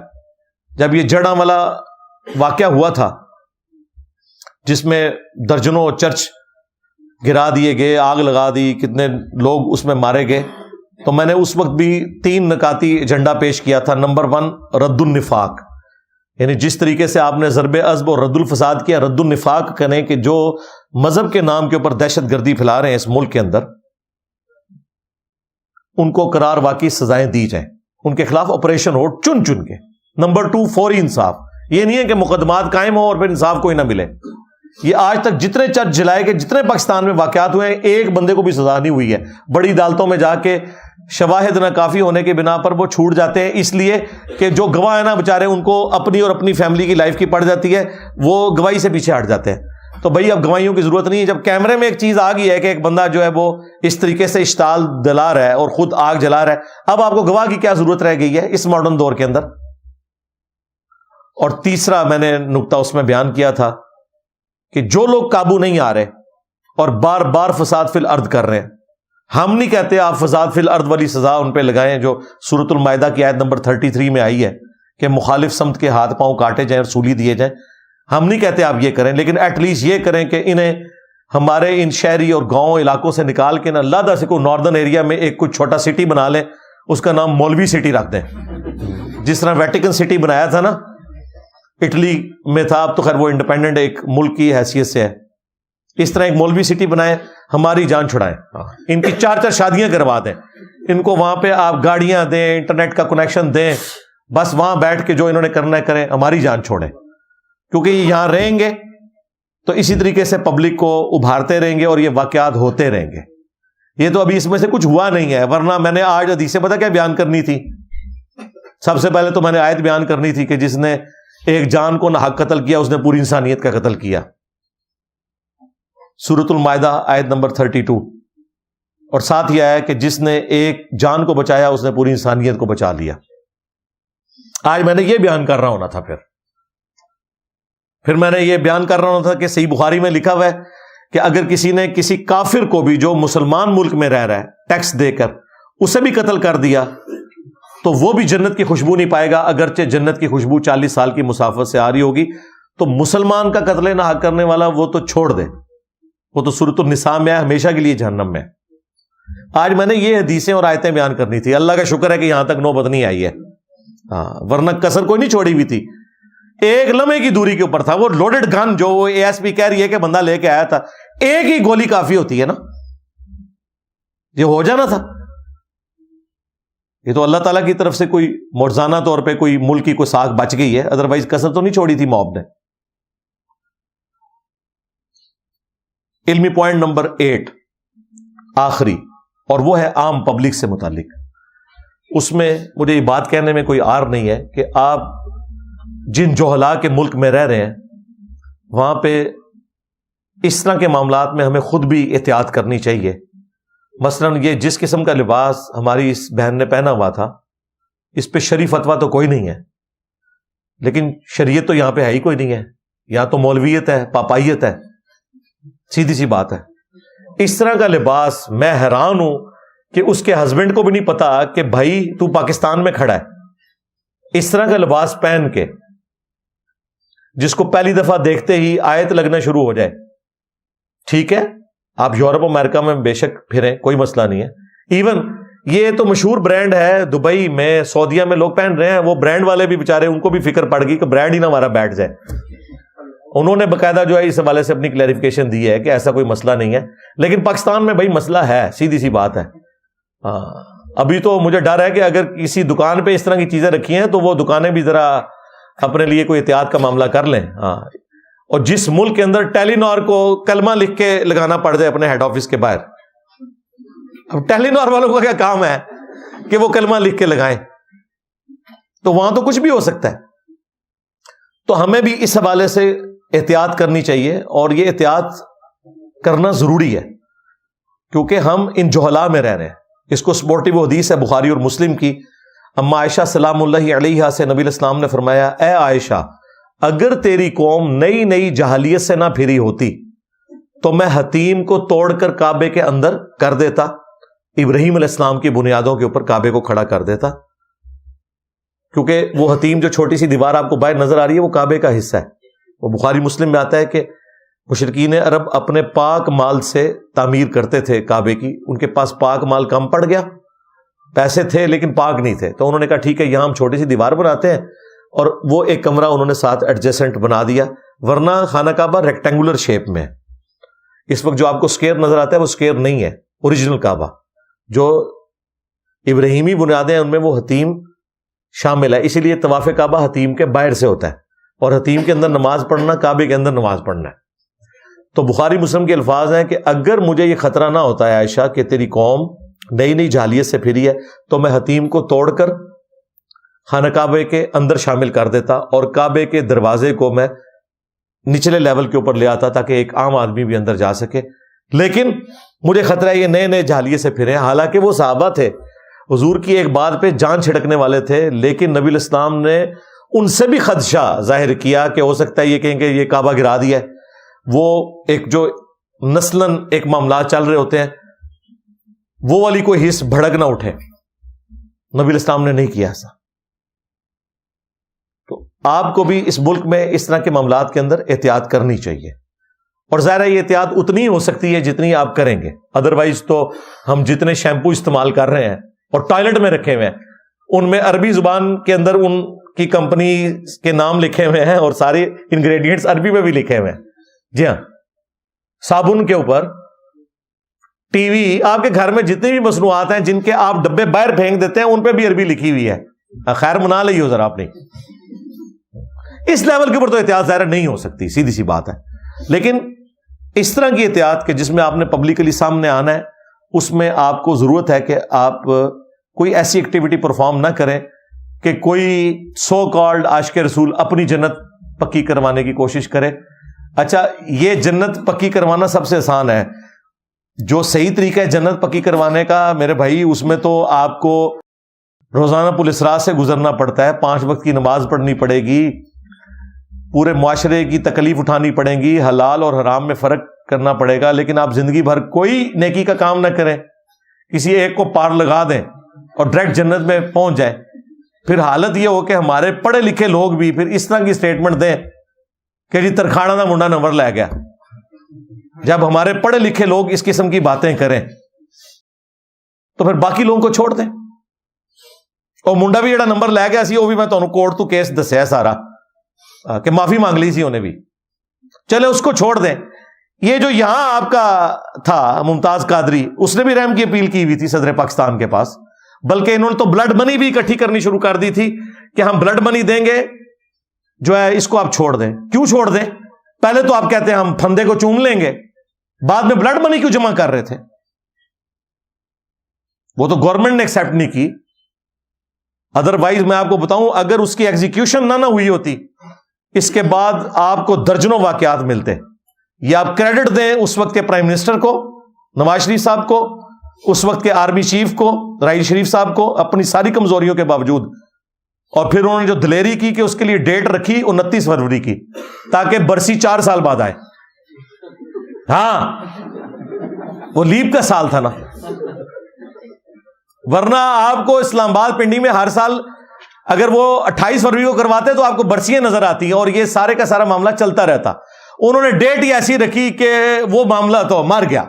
ہاں, ورنہ یہ گلی گلی واقعات ہونے تھے. جنازہ نہیں دیکھا آپ نے کتنا بڑا, پورا شہر بند ہو گیا تھا. تو اس وقت مجھے کئی علماء نے فون کر کے پوچھا جی نہیں صاحب ہم غائبانہ نماز جنازہ. میں نے کہا یہ اپنا غائبانہ نماز جنازہ پڑھ رہے ہو تم یعنی اس چیز کو سپورٹ کرو کہ کوئی شخص قانون ہاتھ میں لے.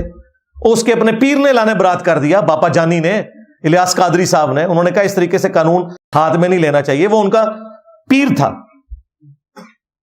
اس نے خود کہہ دیا کہ میرے مرید نے غلط کام کیا, اس طریقے سے قانون ہاتھ میں نہیں لینا چاہیے. تو یہ واقعات ہوتے رہنے چاہیے تھے. تو میں آپ کو بتا رہا تھا کہ آپ اس ملک میں رہ رہے ہیں کہ آپ کو اس طرح کی احتیاط کرنی ہوگی. میں نے اس طرح کی کوئی احتیاط نہیں کرنی, ذہن میں رکھیے گا. یہ مجھے جو مشورے دیتے ہیں, نہیں, 24 کیرٹ سونا تو اپنی جگہ ہونا چاہیے. اس کی وجہ یہ ہے کہ میں نے تو یہ فیصلہ کر لیا نا کہ میں نے تو اپنی جان رکھی ہوئی ہے ہتھیلی کے اوپر. ہاں, سیدھی بات لوگوں کو بتانی ہے. ظاہر ہے میری طرح کی زندگی نہ علماء گزار سکتے ہیں, نہ مفتی گزار سکتے ہیں, نہ موٹیویشنل اسپیکر گزار سکتے ہیں, کیونکہ ان بچاروں نے تو جا کے کالجز میں, یونیورسٹیز میں درس دینے ہوتے ہیں. وہیں کوئی نعرہ مار کے سیدھا پیٹ میں چھرا گھوم دے گا, کوئی گولی مار دے گا. اس لیے تو بےچارے پھر ویڈیو بھی ڈیلیٹ کروا دیتے ہیں اپنی, ٹھیک ہے نا. تو بےچارے اپنی کا درست ہے. میں جو کرٹیسزم کرتا ہوں ان پہ اس لیے کرتا ہوں کہ مجھے کیوں کہتے ہیں میں غلط کر رہا ہوں. تم اتنا سا صحیح کرو تو تمہیں اپنی ویڈیو سے 10 بردار ہونا پڑ جائے. تو میں نے تو اتنا سارا صحیح کر دیا, تمہارے سارے بزرگوں کا گند سمیٹ دیا اللہ کے فضل سے, جس کی وجہ سے تم مجھے کہتے ہو گندی مکھی. جی میں وہ گندی مکھی ہوں جو تمہارے بزرگوں کا گند صاف کر رہی ہے. یہ بتاؤ کس, کہتے ہیں کہ یہ گندی مکھی بیٹھتا ہی گند کے اوپر ہے. یہ نہیں بتا رہے گند پھیلایا کس نے ہے. گند پہ بیٹھ رہا ہوں نا. یقیناً یہ گند بخاری مسلم کو تو نہیں کہہ رہے ہوں گے. یہ چشتی رسول اللہ، تھانوی رسول اللہ، کشف المحجوب، تذکرۃ الاولیاء میں جو گستاخانہ عبارتیں انہی کو گند کہہ رہے ہیں نا. تو یہ پھیلایا کس نے ہے؟ پرنٹ کس نے کیا ہے؟ اس کے حق میں مناظرے کس نے لڑے ہیں؟ انہوں نے خود. تو پوری بات کیا کرو. تو میں نے تو یہ کرنا ہے، لیکن میں اپنے کسی اسٹوڈنٹ کو ونریبل نہیں کروں گا کہ وہ پبلکلی آ کے اس طریقے سے للکارے ان کو. نہیں، بالکل نہیں. قرآن و سنت شیئر کروائیں. زیادہ کوئی چیز شیئر کروانی ہے ہماری ویڈیو شیئر کروائیں، وہ بھی آخری درجے میں. ادروائز قرآن و سنت کافی ہے. خود کیمرے پہ آ کے اس طریقے سے ونریبل ہونے کی ضرورت نہیں ہے، کیونکہ آپ اس طرح کی لائف کو سسٹین نہیں کر سکیں گے. سیدھی سی بات ہے. میں نے اپنے کسی اسٹوڈنٹ کو اس حوالے سے ونریبل نہیں کیا. اسی لیے کہا کہ نمازیں بھی ان کے پیچھے پڑھیں، چندے بھی ان کو دیں، مسجد بھی کوئی الگ نہ بنائے، کوئی چندہ بک نہ بنائے، اور سینہ بسینہ ختم نبوت صلی اللہ علیہ وآلہ وسلم کی برکت سے جو نبیوں والا کام شفٹ ہوا ہے، ایمانداری کے ساتھ اپنے محبوب صلی اللہ علیہ وآلہ وسلم کی مبارک دعوت کو پھیلائیں. ایک تو چیز یہ تھی. اور دوسری چیز، ہمیں قرآن کے حوالے سے اگر واقعی تڑپ ہے کہ جی قرآن کی بے حرمتی نہیں ہونی چاہیے، اگرچہ اس میں نہیں ہوئی تھی تو ہم نے اتنا روگ لگا لیا، اور جو واقعتاً بے حرمتی ہو رہی ہے، جس کی پاداش میں یہ سارے احتجاج کرنے والے بھی جہنم کا ایندھن بننے والے ہیں الا ماشاء اللہ، اور وہ گستاخی ہے قرآن کو پیٹھ کے پیچھے ڈال دینا. سورۃ الفرقان کی آیت نمبر 30 ہے، وقال الرسول یا رب ان قوم اتخذوا هذا القرآن مہجورا. رسول اللہ صلی اللہ علیہ وآلہ وسلم قیامت کے دن شکایت کریں گے، اے اللہ میری قوم نے، میری امت نے قرآن کو پیٹھ کے پیچھے ڈال دیا تھا. یہ فزیکلی پیٹ کرنا نہیں ہے تعلیمات کو. مجھے بتائیں تعلیمات سے استفادہ تو آپ تب کریں گے جب آپ کو پتا ہوگا قرآن میں کیا لکھا ہوا ہے. تو قرآن کے اصل دشمن ہم لوگ خود ہیں جو قرآن پڑھتے نہیں. ہمیں یہ توفیق نہیں کہ روزانہ ایک رکوع اپنے بیوی بچوں کے ساتھ بیٹھ کے پڑھ لیں اور انہیں بتائیں قرآن میں کیا لکھا ہوا ہے. عمران خان صاحب سے پہلے تو کسی نے سلیبس میں بھی قرآن کو ترجمے کے طور پہ شامل نہیں کیا تھا. یہ بہت بڑا کریڈٹ ہے میرے نزدیک. یہ سب سے بڑا کریڈٹ اگر کوئی ان کو جاتا ہے وہ یہ والا جاتا ہے. باقی ان کی سیاست سے جو ہمیں اختلاف ہے وہ اپنی جگہ، لیکن یہ بہت بڑا کریڈٹ ہے. اگر یہ قرآن شروع سے شامل ہوتا تو آج شرک نہ پھیلتا اس ملک کے اندر. تو قرآن کے ساتھ سب سے بڑی دشمنی کر رہے ہیں. اور ہمیں تو بتایا گیا تھا کہ نبی صلی اللہ علیہ وآلہ وسلم ہماری شفاعت کریں گے، یقیناً کریں گے، لیکن اس تصویر کا ایک تلخ پہلو ہے کہ رسول اللہ شکایت بھی لگائیں گے جس نے قرآن کو پیٹھ کے پیچھے ڈال دیا. آپ ذرا مجھے بتائیں، شفاعت تو ان کی ہونی ہے جنہوں نے قرآن پہ عمل کیا، اور جنہوں نے پیٹھ کے پیچھے ڈالا ان کی تو شکایت لگنی ہے. تو جن کی شکایت لگ رہی ہوگی ان کی پھر آگے شفاعت کیا ہونی ہے؟ آپ خود سوچ لیں. صحیح بخاری میں سیدنا عمر کا ایک خطبہ ہے جو نبی علیہ السلام کی وفات کے بعد جب حضرت ابوبکر خلیفہ بنے تو جو پہلی سرمنی مسجد نبوی میں ہوئی نا، جس میں باضابطہ طور پر حضرت ابوبکر صدیق رضی اللہ تعالیٰ عنہ نے صحابہ کرام سے خطاب کیا، تو ان کے ممبر پہ آنے سے پہلے صحیح بخاری کے الفاظ ہیں حضرت عمر ممبر پہ چڑھے اور انہوں نے فرمایا، ظاہر لوگ غم کی کیفیت میں تھے، کہ دیکھو اللہ تعالیٰ نے اپنے محبوب صلی اللہ علیہ وآلہ وسلم کے لیے وہ پسند فرمایا جو اللہ کے پاس ہے. یعنی اللہ کے نبی تو جنتوں میں چلے گئے اور ان کے لیے یہی چیز اللہ کو پسند تھی کہ وہ اپنا وقت پورا کر کے جنت میں چلے جائیں. لیکن تمہارے پاس اللہ کی کتاب ہے، یہ وہ کتاب ہے جس کے ذریعے اللہ نے تمہارے نبی کو ہدایت دی، اور اب تمہاری ہدایت بھی اسی کتاب میں ہے کہ جس کتاب کے ذریعے اللہ نے اپنے نبی کو ہدایت دی. پھر جملہ انہوں نے ریپیٹ کیا. ہدایت سے مراد یہاں پہ اعلیٰ درجے کی ہدایت ہے، پرفیکشن کی حد تک. ڈیٹم لیول پہ تو ہر نبی پیدائش سے لے کے وفات تک اللہ کی طرف سے ہدایت پہ ہوتا ہے، لیکن جو اعلیٰ درجے کی ہدایت ہے، وَوَجَدَكَ ضَالًّا فَهَدَىٰ، اے نبی ہم نے آپ کو اپنی محبت میں خود رفتہ پایا تو آپ کو اس ہدایت کے اعلیٰ ترین مرتبے کے اوپر فائز کر دیا. یہ وہ والی ہدایت کی بات ہو رہی ہے. پھر دیکھیں بخاری اور مسلم دونوں میں حدیث ہے، بخاری میں موقوفاً ہے اور مسلم میں یہ مرفوعاً حدیث موجود ہے۔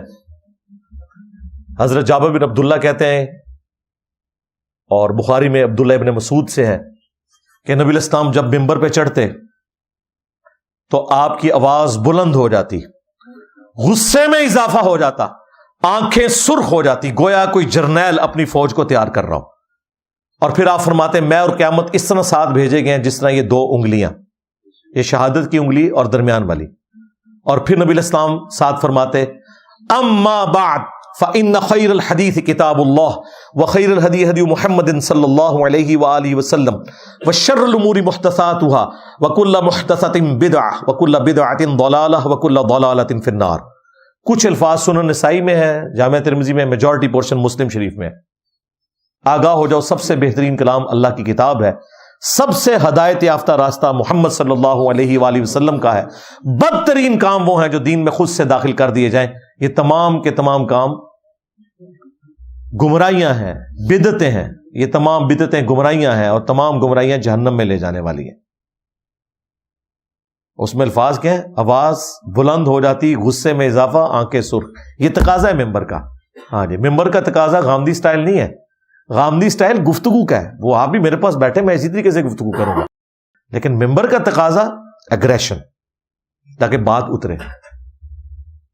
بھائی توحید تو اتنے 100 سال سے لوگ بیان کر رہے تھے، انجینئر صاحب نے کیا ایسا کر دیا ہے کہ ان بزرگوں کے ماننے والے اپنے بزرگوں کو چھوڑ کے رسول اللہ کے ساتھ جڑ گئے صلی اللہ علیہ وآلہ وسلم۔ ہمارا یہ انداز ہے پیشن والا، پورے کانفیڈنس کے ساتھ، اور یہ تکبر نہیں ہے، یہ میرا ایمان ہے، اور میں اس کو اسی طریقے سے بیان کروں گا کہ میں قرآن و سنت کو الحمدللہ حق سمجھتا ہوں۔ پھر بخاری اور مسلم میں ایک اور حدیث ہے، عبداللہ ابن ابی اوفا سے، حضرت طلحہ ایک تابعی تھے، انہوں نے پوچھا کہ کیا رسول اللہ صلی اللہ علیہ وآلہ وسلم نے اپنا وصی کسی کو بنایا تھا جس کے لیے وصیت کی ہو؟ تو انہوں نے کہا کہ نبی علیہ السلام نے ہمیں قرآن پر چلتے رہنے کی وصیت کی تھی۔ ہاں، یہی ہے خلیفۃ الرسول، وصی رسول صلی اللہ علیہ وآلہ وسلم۔ پھر مسلم شریف میں جو حدیث ہے حجۃ الوداع کی، ایک حدیث ہے المستدرک للحاکم میں، مسلم میں جو حجۃ الوداع کی حدیث ہے اس میں الفاظ ہیں کہ آپ علیہ السلام نے حجۃ الوداع کے موقع پہ فرمایا کہ میں اپنے بعد تم میں وہ چیز چھوڑ کر جا رہا ہوں کہ جسے مضبوطی سے پکڑ لوگے کبھی گمراہ نہیں ہوگے، اور وہ اللہ کی کتاب ہے۔ بس مسلم شریف میں صرف کتاب اللہ کا ذکر ہے۔ سنت کو ماننا کتاب اللہ ہی کو ماننا ہے، قرآن میں یہ ہے نا، من یطع الرسول فقد اطاع اللہ، جس نے رسول اللہ کی اطاعت کی اس نے اللہ کی اطاعت کی۔ مسلم شریف میں جو حجۃ الوداع کا خطبہ ہے اس میں صرف قرآن کا ذکر ہے۔ ہاں، المستدرک للحاکم میں ہے کہ دو چیزیں چھوڑ کے جا رہا ہوں، ایک اللہ کی کتاب اور دوسرے اس کے نبی کی سنت، انہیں مضبوطی سے پکڑ لوگے کبھی گمراہ نہیں ہوگے۔ لیکن مسلم شریف میں صرف قرآن کا ذکر ہے، کیونکہ قرآن بنیاد ہے، یہ ہماری ٹیکسٹ بک ہے، احادیث ہماری ریفرنس بکس ہیں۔ اور پھر جو مسلم شریف میں اوپر تلے 4 احادیث ہیں جو میں نے اکثر بیان کی ہیں، اور میں نے یہ اکثر جملہ بولا ہے کہ اس پلانٹ ارتھ پہ قرآن کی شان میں کوئی حدیث بھی غدیر خم کی حدیث سے اوپر نہیں ہے اپنے الفاظ کے اندر۔ اور یہ غدیر خم کا خطبہ حجۃ الوداع کے بھی بعد ہے۔ نبی علیہ السلام جب حج کے بعد واپس آ رہے تھے، مکے اور مدینے کے درمیان خم نامی جگہ کے اوپر نبی علیہ السلام نے پڑاؤ کیا، آپ علیہ السلام کے لیے اونٹ کے پالان کا ممبر تیار کیا گیا، اور آپ کی گفتگو ظاہر ہے اس کے بعد 2-2.5 مہینے بعد نبی علیہ السلام دنیا سے تشریف لے گئے۔ الفاظ ہی کنکلوڈنگ ہے، اے لوگو آگاہ ہو جاؤ، میں بھی ایک انسان ہوں، قریب ہے کہ اللہ کا قاصد یعنی موت کا فرشتہ میرے پاس آئے اور میں اس کی دعوت قبول کر لوں۔ میں اپنے بعد تم میں 2 بھاری چیزیں چھوڑ کے جا رہا ہوں، ان میں سے پہلی چیز اللہ کی کتاب ہے۔ اب ذرا الفاظ سنیں، ان میں سے پہلی چیز، پہلی بھاری چیز اللہ کی کتاب ہے، اس میں ہدایت ہے، اس میں نور ہے، یہ کتاب اللہ کی رسی ہے، جو قرآن میں ہے نا وَاعْتَصِمُوا بِحَبْلِ اللَّهِ جَمِيعًا وَلَا تَفَرَّقُوا، جو آپ کو ہر ایک نے اپنی اپنی رسیاں بتائی ہوئی ہیں۔ نبی علیہ السلام کہہ رہے ہیں اللہ کی کتاب اللہ کی رسی ہے، یہ اللہ کی رسی ہے، تم اپنا تعلق اس کے ساتھ مضبوط کرو، جو اس کو پکڑے گا وہ ہدایت پر ہوگا، جو چھوڑ دے گا وہ گمراہ ہو جائے گا، اور پھر زید ابن ارقم کہتے ہیں کہ نبی الاسلام بار بار کہتے رہے اللہ کی کتاب، اللہ کی کتاب، اللہ کی کتاب، اور پھر فرمایا دوسری بھاری چیز میرے اہل البیت ہیں، میں اپنے اہل البیت کے معاملے میں تمہیں اللہ کا خوف دلاتا ہوں، میں اپنے اہل البیت کے معاملے میں تمہیں اللہ کا خوف دلاتا ہوں، میں اپنے اہل البیت علیہم السلام کے بارے میں تمہیں اللہ کا خوف دلاتا ہوں، یعنی میری وفات کے بعد ان کے ساتھ حسن سلوک کرنا۔ یہ 3 دفعہ آپ نے فرمایا، لیکن امت بالکل الٹ چلی، نہ قرآن کو پکڑا اور نہ اہل بیت کو زندہ چھوڑا، بالکل الٹ چلی۔ تو نبی الاسلام کی پوری دعوت قرآن کے گرد تھی، سنت یا احادیث نبی الاسلام نے اس کی ایکسپلینیشن میں بیان کی ہے۔ آج کوئی نان مسلم آئے گا، ہم اسے قرآن پڑھنے کے لیے دیں گے اسلام کے تعارف پہ، اور آگے سے وہ پوچھ لے کہ آپ نے بھی اسلام کا تعارف اسی کتاب سے حاصل کیا تھا؟ آپ کہ ہاں جی میں خالی ناظرہ پڑھے ہیں، مجھے نہیں پتا بیچ میں کیا لکھا ہوا ہے۔ کتنی حیران کن بات ہے۔ وہ آپ کو پتا ہے کہ وہ ایک فلم بڑی ہٹ ہوئی تھی خدا کے لیے، اس میں ایک سین ہے جس میں جب ایک گورے کے سامنے مقدمہ لایا جاتا ہے اور وہ قرآن پاک کے اوراق اس بندے کے سامنے رکھتا ہے تو وہ پڑھنا شروع کر دیتا ہے، تو گورا پوچھتا ہے کہ جو تم پڑھ رہے ہو اس کا مطلب کیا ہے؟ وہ کہتا ہے مجھے مطلب تو نہیں پتا۔ وہ گورا ماننے سے انکار کر دیتا ہے، یہ کیسے ہو سکتا ہے کہ فر تو پڑھ رہا ہے اور تجھے یہ نہیں پتا اس کا مطلب کیا ہے؟ کتنی حیران کن بات ہے۔ آپ ذرا ایک لمحے کے لیے سوچیں کہ دنیا میں کوئی اور زبان ایسی ہے کہ جسے دنیا کے ہر ایریے کا بندہ فر پڑھے، زبانی کئی چیزیں پڑھے، اور جب پوچھا جائے کہ مطلب کیا ہو کہ مجھے مطلب نہیں پتا، تو گورے نے تو سر پکڑ کے وہ کہتا ہے تو نے جھوٹ بولا ہے، تو بتانا نہیں چاہ رہا۔ ہم بڑے فخریہ بتاتے ہیں جی قرآن وہ کتاب ہے جو دنیا میں سب سے زیادہ پڑھی جاتی ہے۔ جی اس کا تلخ پہلو یہ ہے کہ قرآن وہ کتاب ہے جو سب سے زیادہ بغیر سمجھ کے پڑھی جاتی ہے، وَلِعَاذُ بِاللَّهِ تعالی۔ یہ حال ہے لوگوں کا قرآن سمجھنے کا، یہ قرآن کے ساتھ شغف کا۔ میں نے آپ کو کئی دفعہ وہ لطیفہ سنایا ہے، ابھی تو حنیف قریشی صاحب نے وہ لطیفہ دوبارہ سنا دیا ہے۔ اب میں سنا رہا ہوتا ہوں تو مجھے کہتے ہیں جی انجینئر صاحب جو ہیں وہ کہتے ہیں جی قرآن پڑھنا ایسے ایسے فرینچ میں گالیاں نکالنا۔ وہ حنیف قریشی نے بھی وہ ابھی یہ اس واقعے کے بعد وہ لطیفہ سنایا کہ پاکستانی چلے گئے عرب کسی کنٹری کے اندر، وہاں عربیوں کے ساتھ جھگڑا ہوا، انہوں نے گالیاں نکالی، انہوں نے عربی میں گالیاں نکالی، ظاہر ہے انہوں نے پنجابی میں تو نہیں نکالنی تھی۔ یہ واپس آئے تو انہوں نے کہا جی دیکھو عربی کتنے اچھے ہیں، ہم انہیں گالیاں نکالتے تھے، وہ اگو قرآن ہی پڑھتے سن۔ اس واقعے کے بعد میں نے کہا تھا یار ہمارا بھی حال یہی ہے کہ یہاں کوئی عربی میں گالی نکالے، کوئی فرینچ میں گالی نکالے یا قرآن پڑھے، ہمارے لیے قرآن برابر ہے، ہمیں تو پتہ ہی نہیں قرآن میں کیا لکھا ہے، الا ماشاء اللہ۔ انہوں نے پکڑ کے میرا کلپ کاٹا جی، انجینئر صاحب کہتے ہیں قرآن جو ہے وہ فرینچ میں گالیاں نکالنا ہے، عربی میں گالیاں نکالنا ہے، اور نسویتوں چشتی رسول اللہ، تھانوی رسول اللہ، شبلی رسول اللہ پارٹی نسویتوں تو کے قرآن نہ لینا دینا، جاؤ اپنے باویاں دے کلمے پڑھو۔ ہاں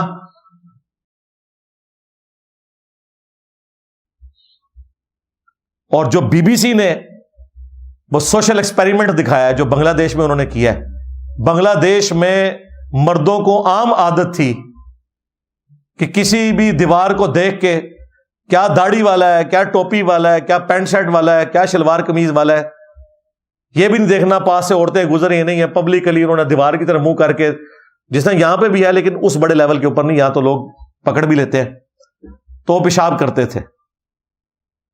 انہوں نے بڑا اس کا تدارک کر کے دیکھا، پھر الٹیمیٹلی ان کو کسی نے مشورہ دیا کہ آپ جو یہ لکھ کے لگا رہے ہیں نا یہاں پیشاب کرنا منع ہے بنگلہ لینگویج کے اندر، اس کی بجائے آپ اسے عربی رسم الخط میں جس میں قرآن لکھا جاتا ہے نا اس سٹائل میں آپ لکھ دیں کہ یہاں پیشاب کرنا منع ہے۔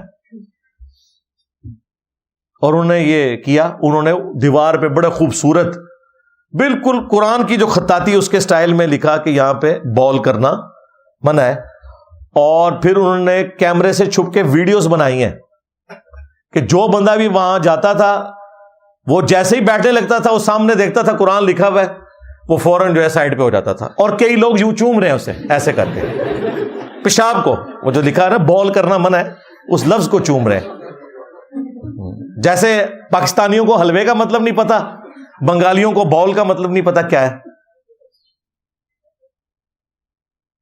ہماری یہ حالت بنی ہوئی ہے میرے بھائی، ہمیں کوئی تراجم کا نہیں پتا کہ قرآن کے اندر لکھا کیا ہوا ہے۔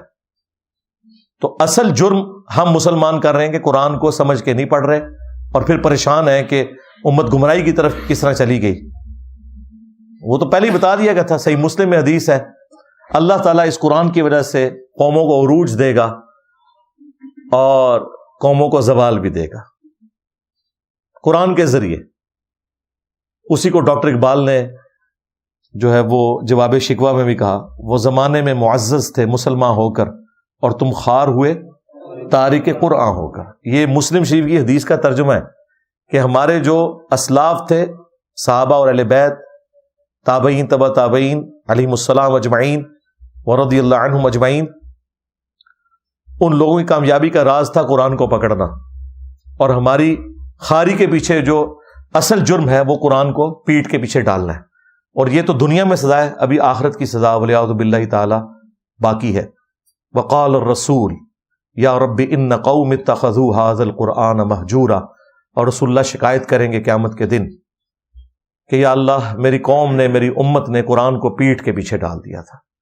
اللہ تعالی ہمیں قرآن حکیم کی تعلیمات پر عمل کر کے اپنے بیوی بچوں تک، باقی مسلمانوں تک پہنچانے کی توفیق عطا فرمائے۔ قیامت والے دن ہمیں ان لوگوں میں شمار فرمائے جنہیں رسول اللہ صلی اللہ علیہ وآلہ وسلم کی شفاعت نصیب ہوگی، اور ان لوگوں میں نہ شمار فرمائے کہ جن کی شکایت لگے گی بسبب اس کے کہ انہوں نے قرآن کی تعلیمات کو پیٹ کے پیچھے ڈال دیا تھا۔ آمین۔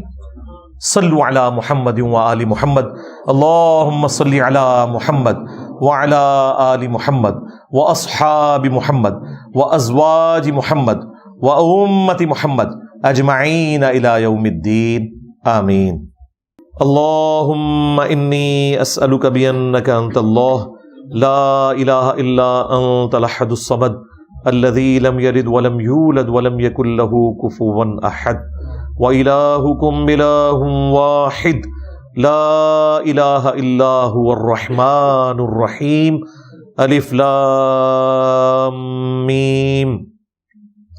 اللہ لا الہ الا هو الحی القیوم، اللہم صلی علی محمد وعلی آل محمد، رب ارحمہما کما ربیانی صغیرا، ربنا هب لنا من ازواجنا وذریاتنا قرۃ اعین وجعلنا للمتقین اماما، اللہم اغفر لحینا ومیتنا وشاہدنا وغائبنا وصغیرنا وکبیرنا وذکرنا وانثانا، اللہم من احییتہ منا فأحیہ علی الاسلام ومن توفیتہ منا فتوفہ علی الایمان، اللہم احسن عاقبتنا فی الامور کلہا وأجرنا من خزي الدنيا وعذاب الآخرة، ربنا آتنا في الدنيا حسنة وفي الآخرة حسنة وقنا عذاب النار، ربنا آتنا من لدنك رحمة وهيئ لنا من أمرنا رشدا۔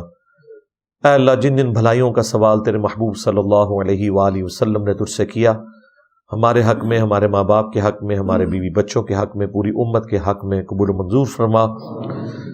جن جن چیزوں کے شر سے تیرے محبوب صلی اللہ علیہ وآلہ وسلم نے تیری پناہ طلب کی، تمام مسلمانوں کو ان چیزوں کے شر سے اپنی پناہ عطا فرما، بالخصوص کشمیر، فلسطین، انڈیا، چائنا، یمن، عراق، شام، افغانستان، پاکستان، جہاں کہیں بھی مسلمان کس پرسی کی زندگی گزار رہے ہیں، غیب سے ان کی عزت، آبرو، جان و مال کی حفاظت فرما۔ اے اللہ، ہمارے ملک پاکستان کی خیر فرما، اندرونی اور بیرونی خطرات سے محفوظ فرما، پورے عالم اسلام کی خیر فرما۔ حاضرین کے دلوں میں جو جو نیک اور جائز دعائیں ہیں قبول فرما، حاضرین کے جو چھوٹے بڑے رشتہ دار فوت ہو چکے تمام کی مغفرت فرما، جو بیمار ہیں انہیں شفاء کلی عطا فرما۔ اے اللہ، تمام مسلمانوں کی تمام دینی دنیاوی جسمانی روحانی ظاہری باطنی پریشانیاں، تکلیف، مصیبتیں، دکھ، درد، بیماریاں، دشواریاں دور فرما۔ سبحان ربک رب العزت عما یصفون وسلام علی المرسلین والحمد للہ رب العالمین، وصلی اللہ علی النبی الکریم وعلی آلہ واصحابہ اجمعین الی یوم الدین، آمین۔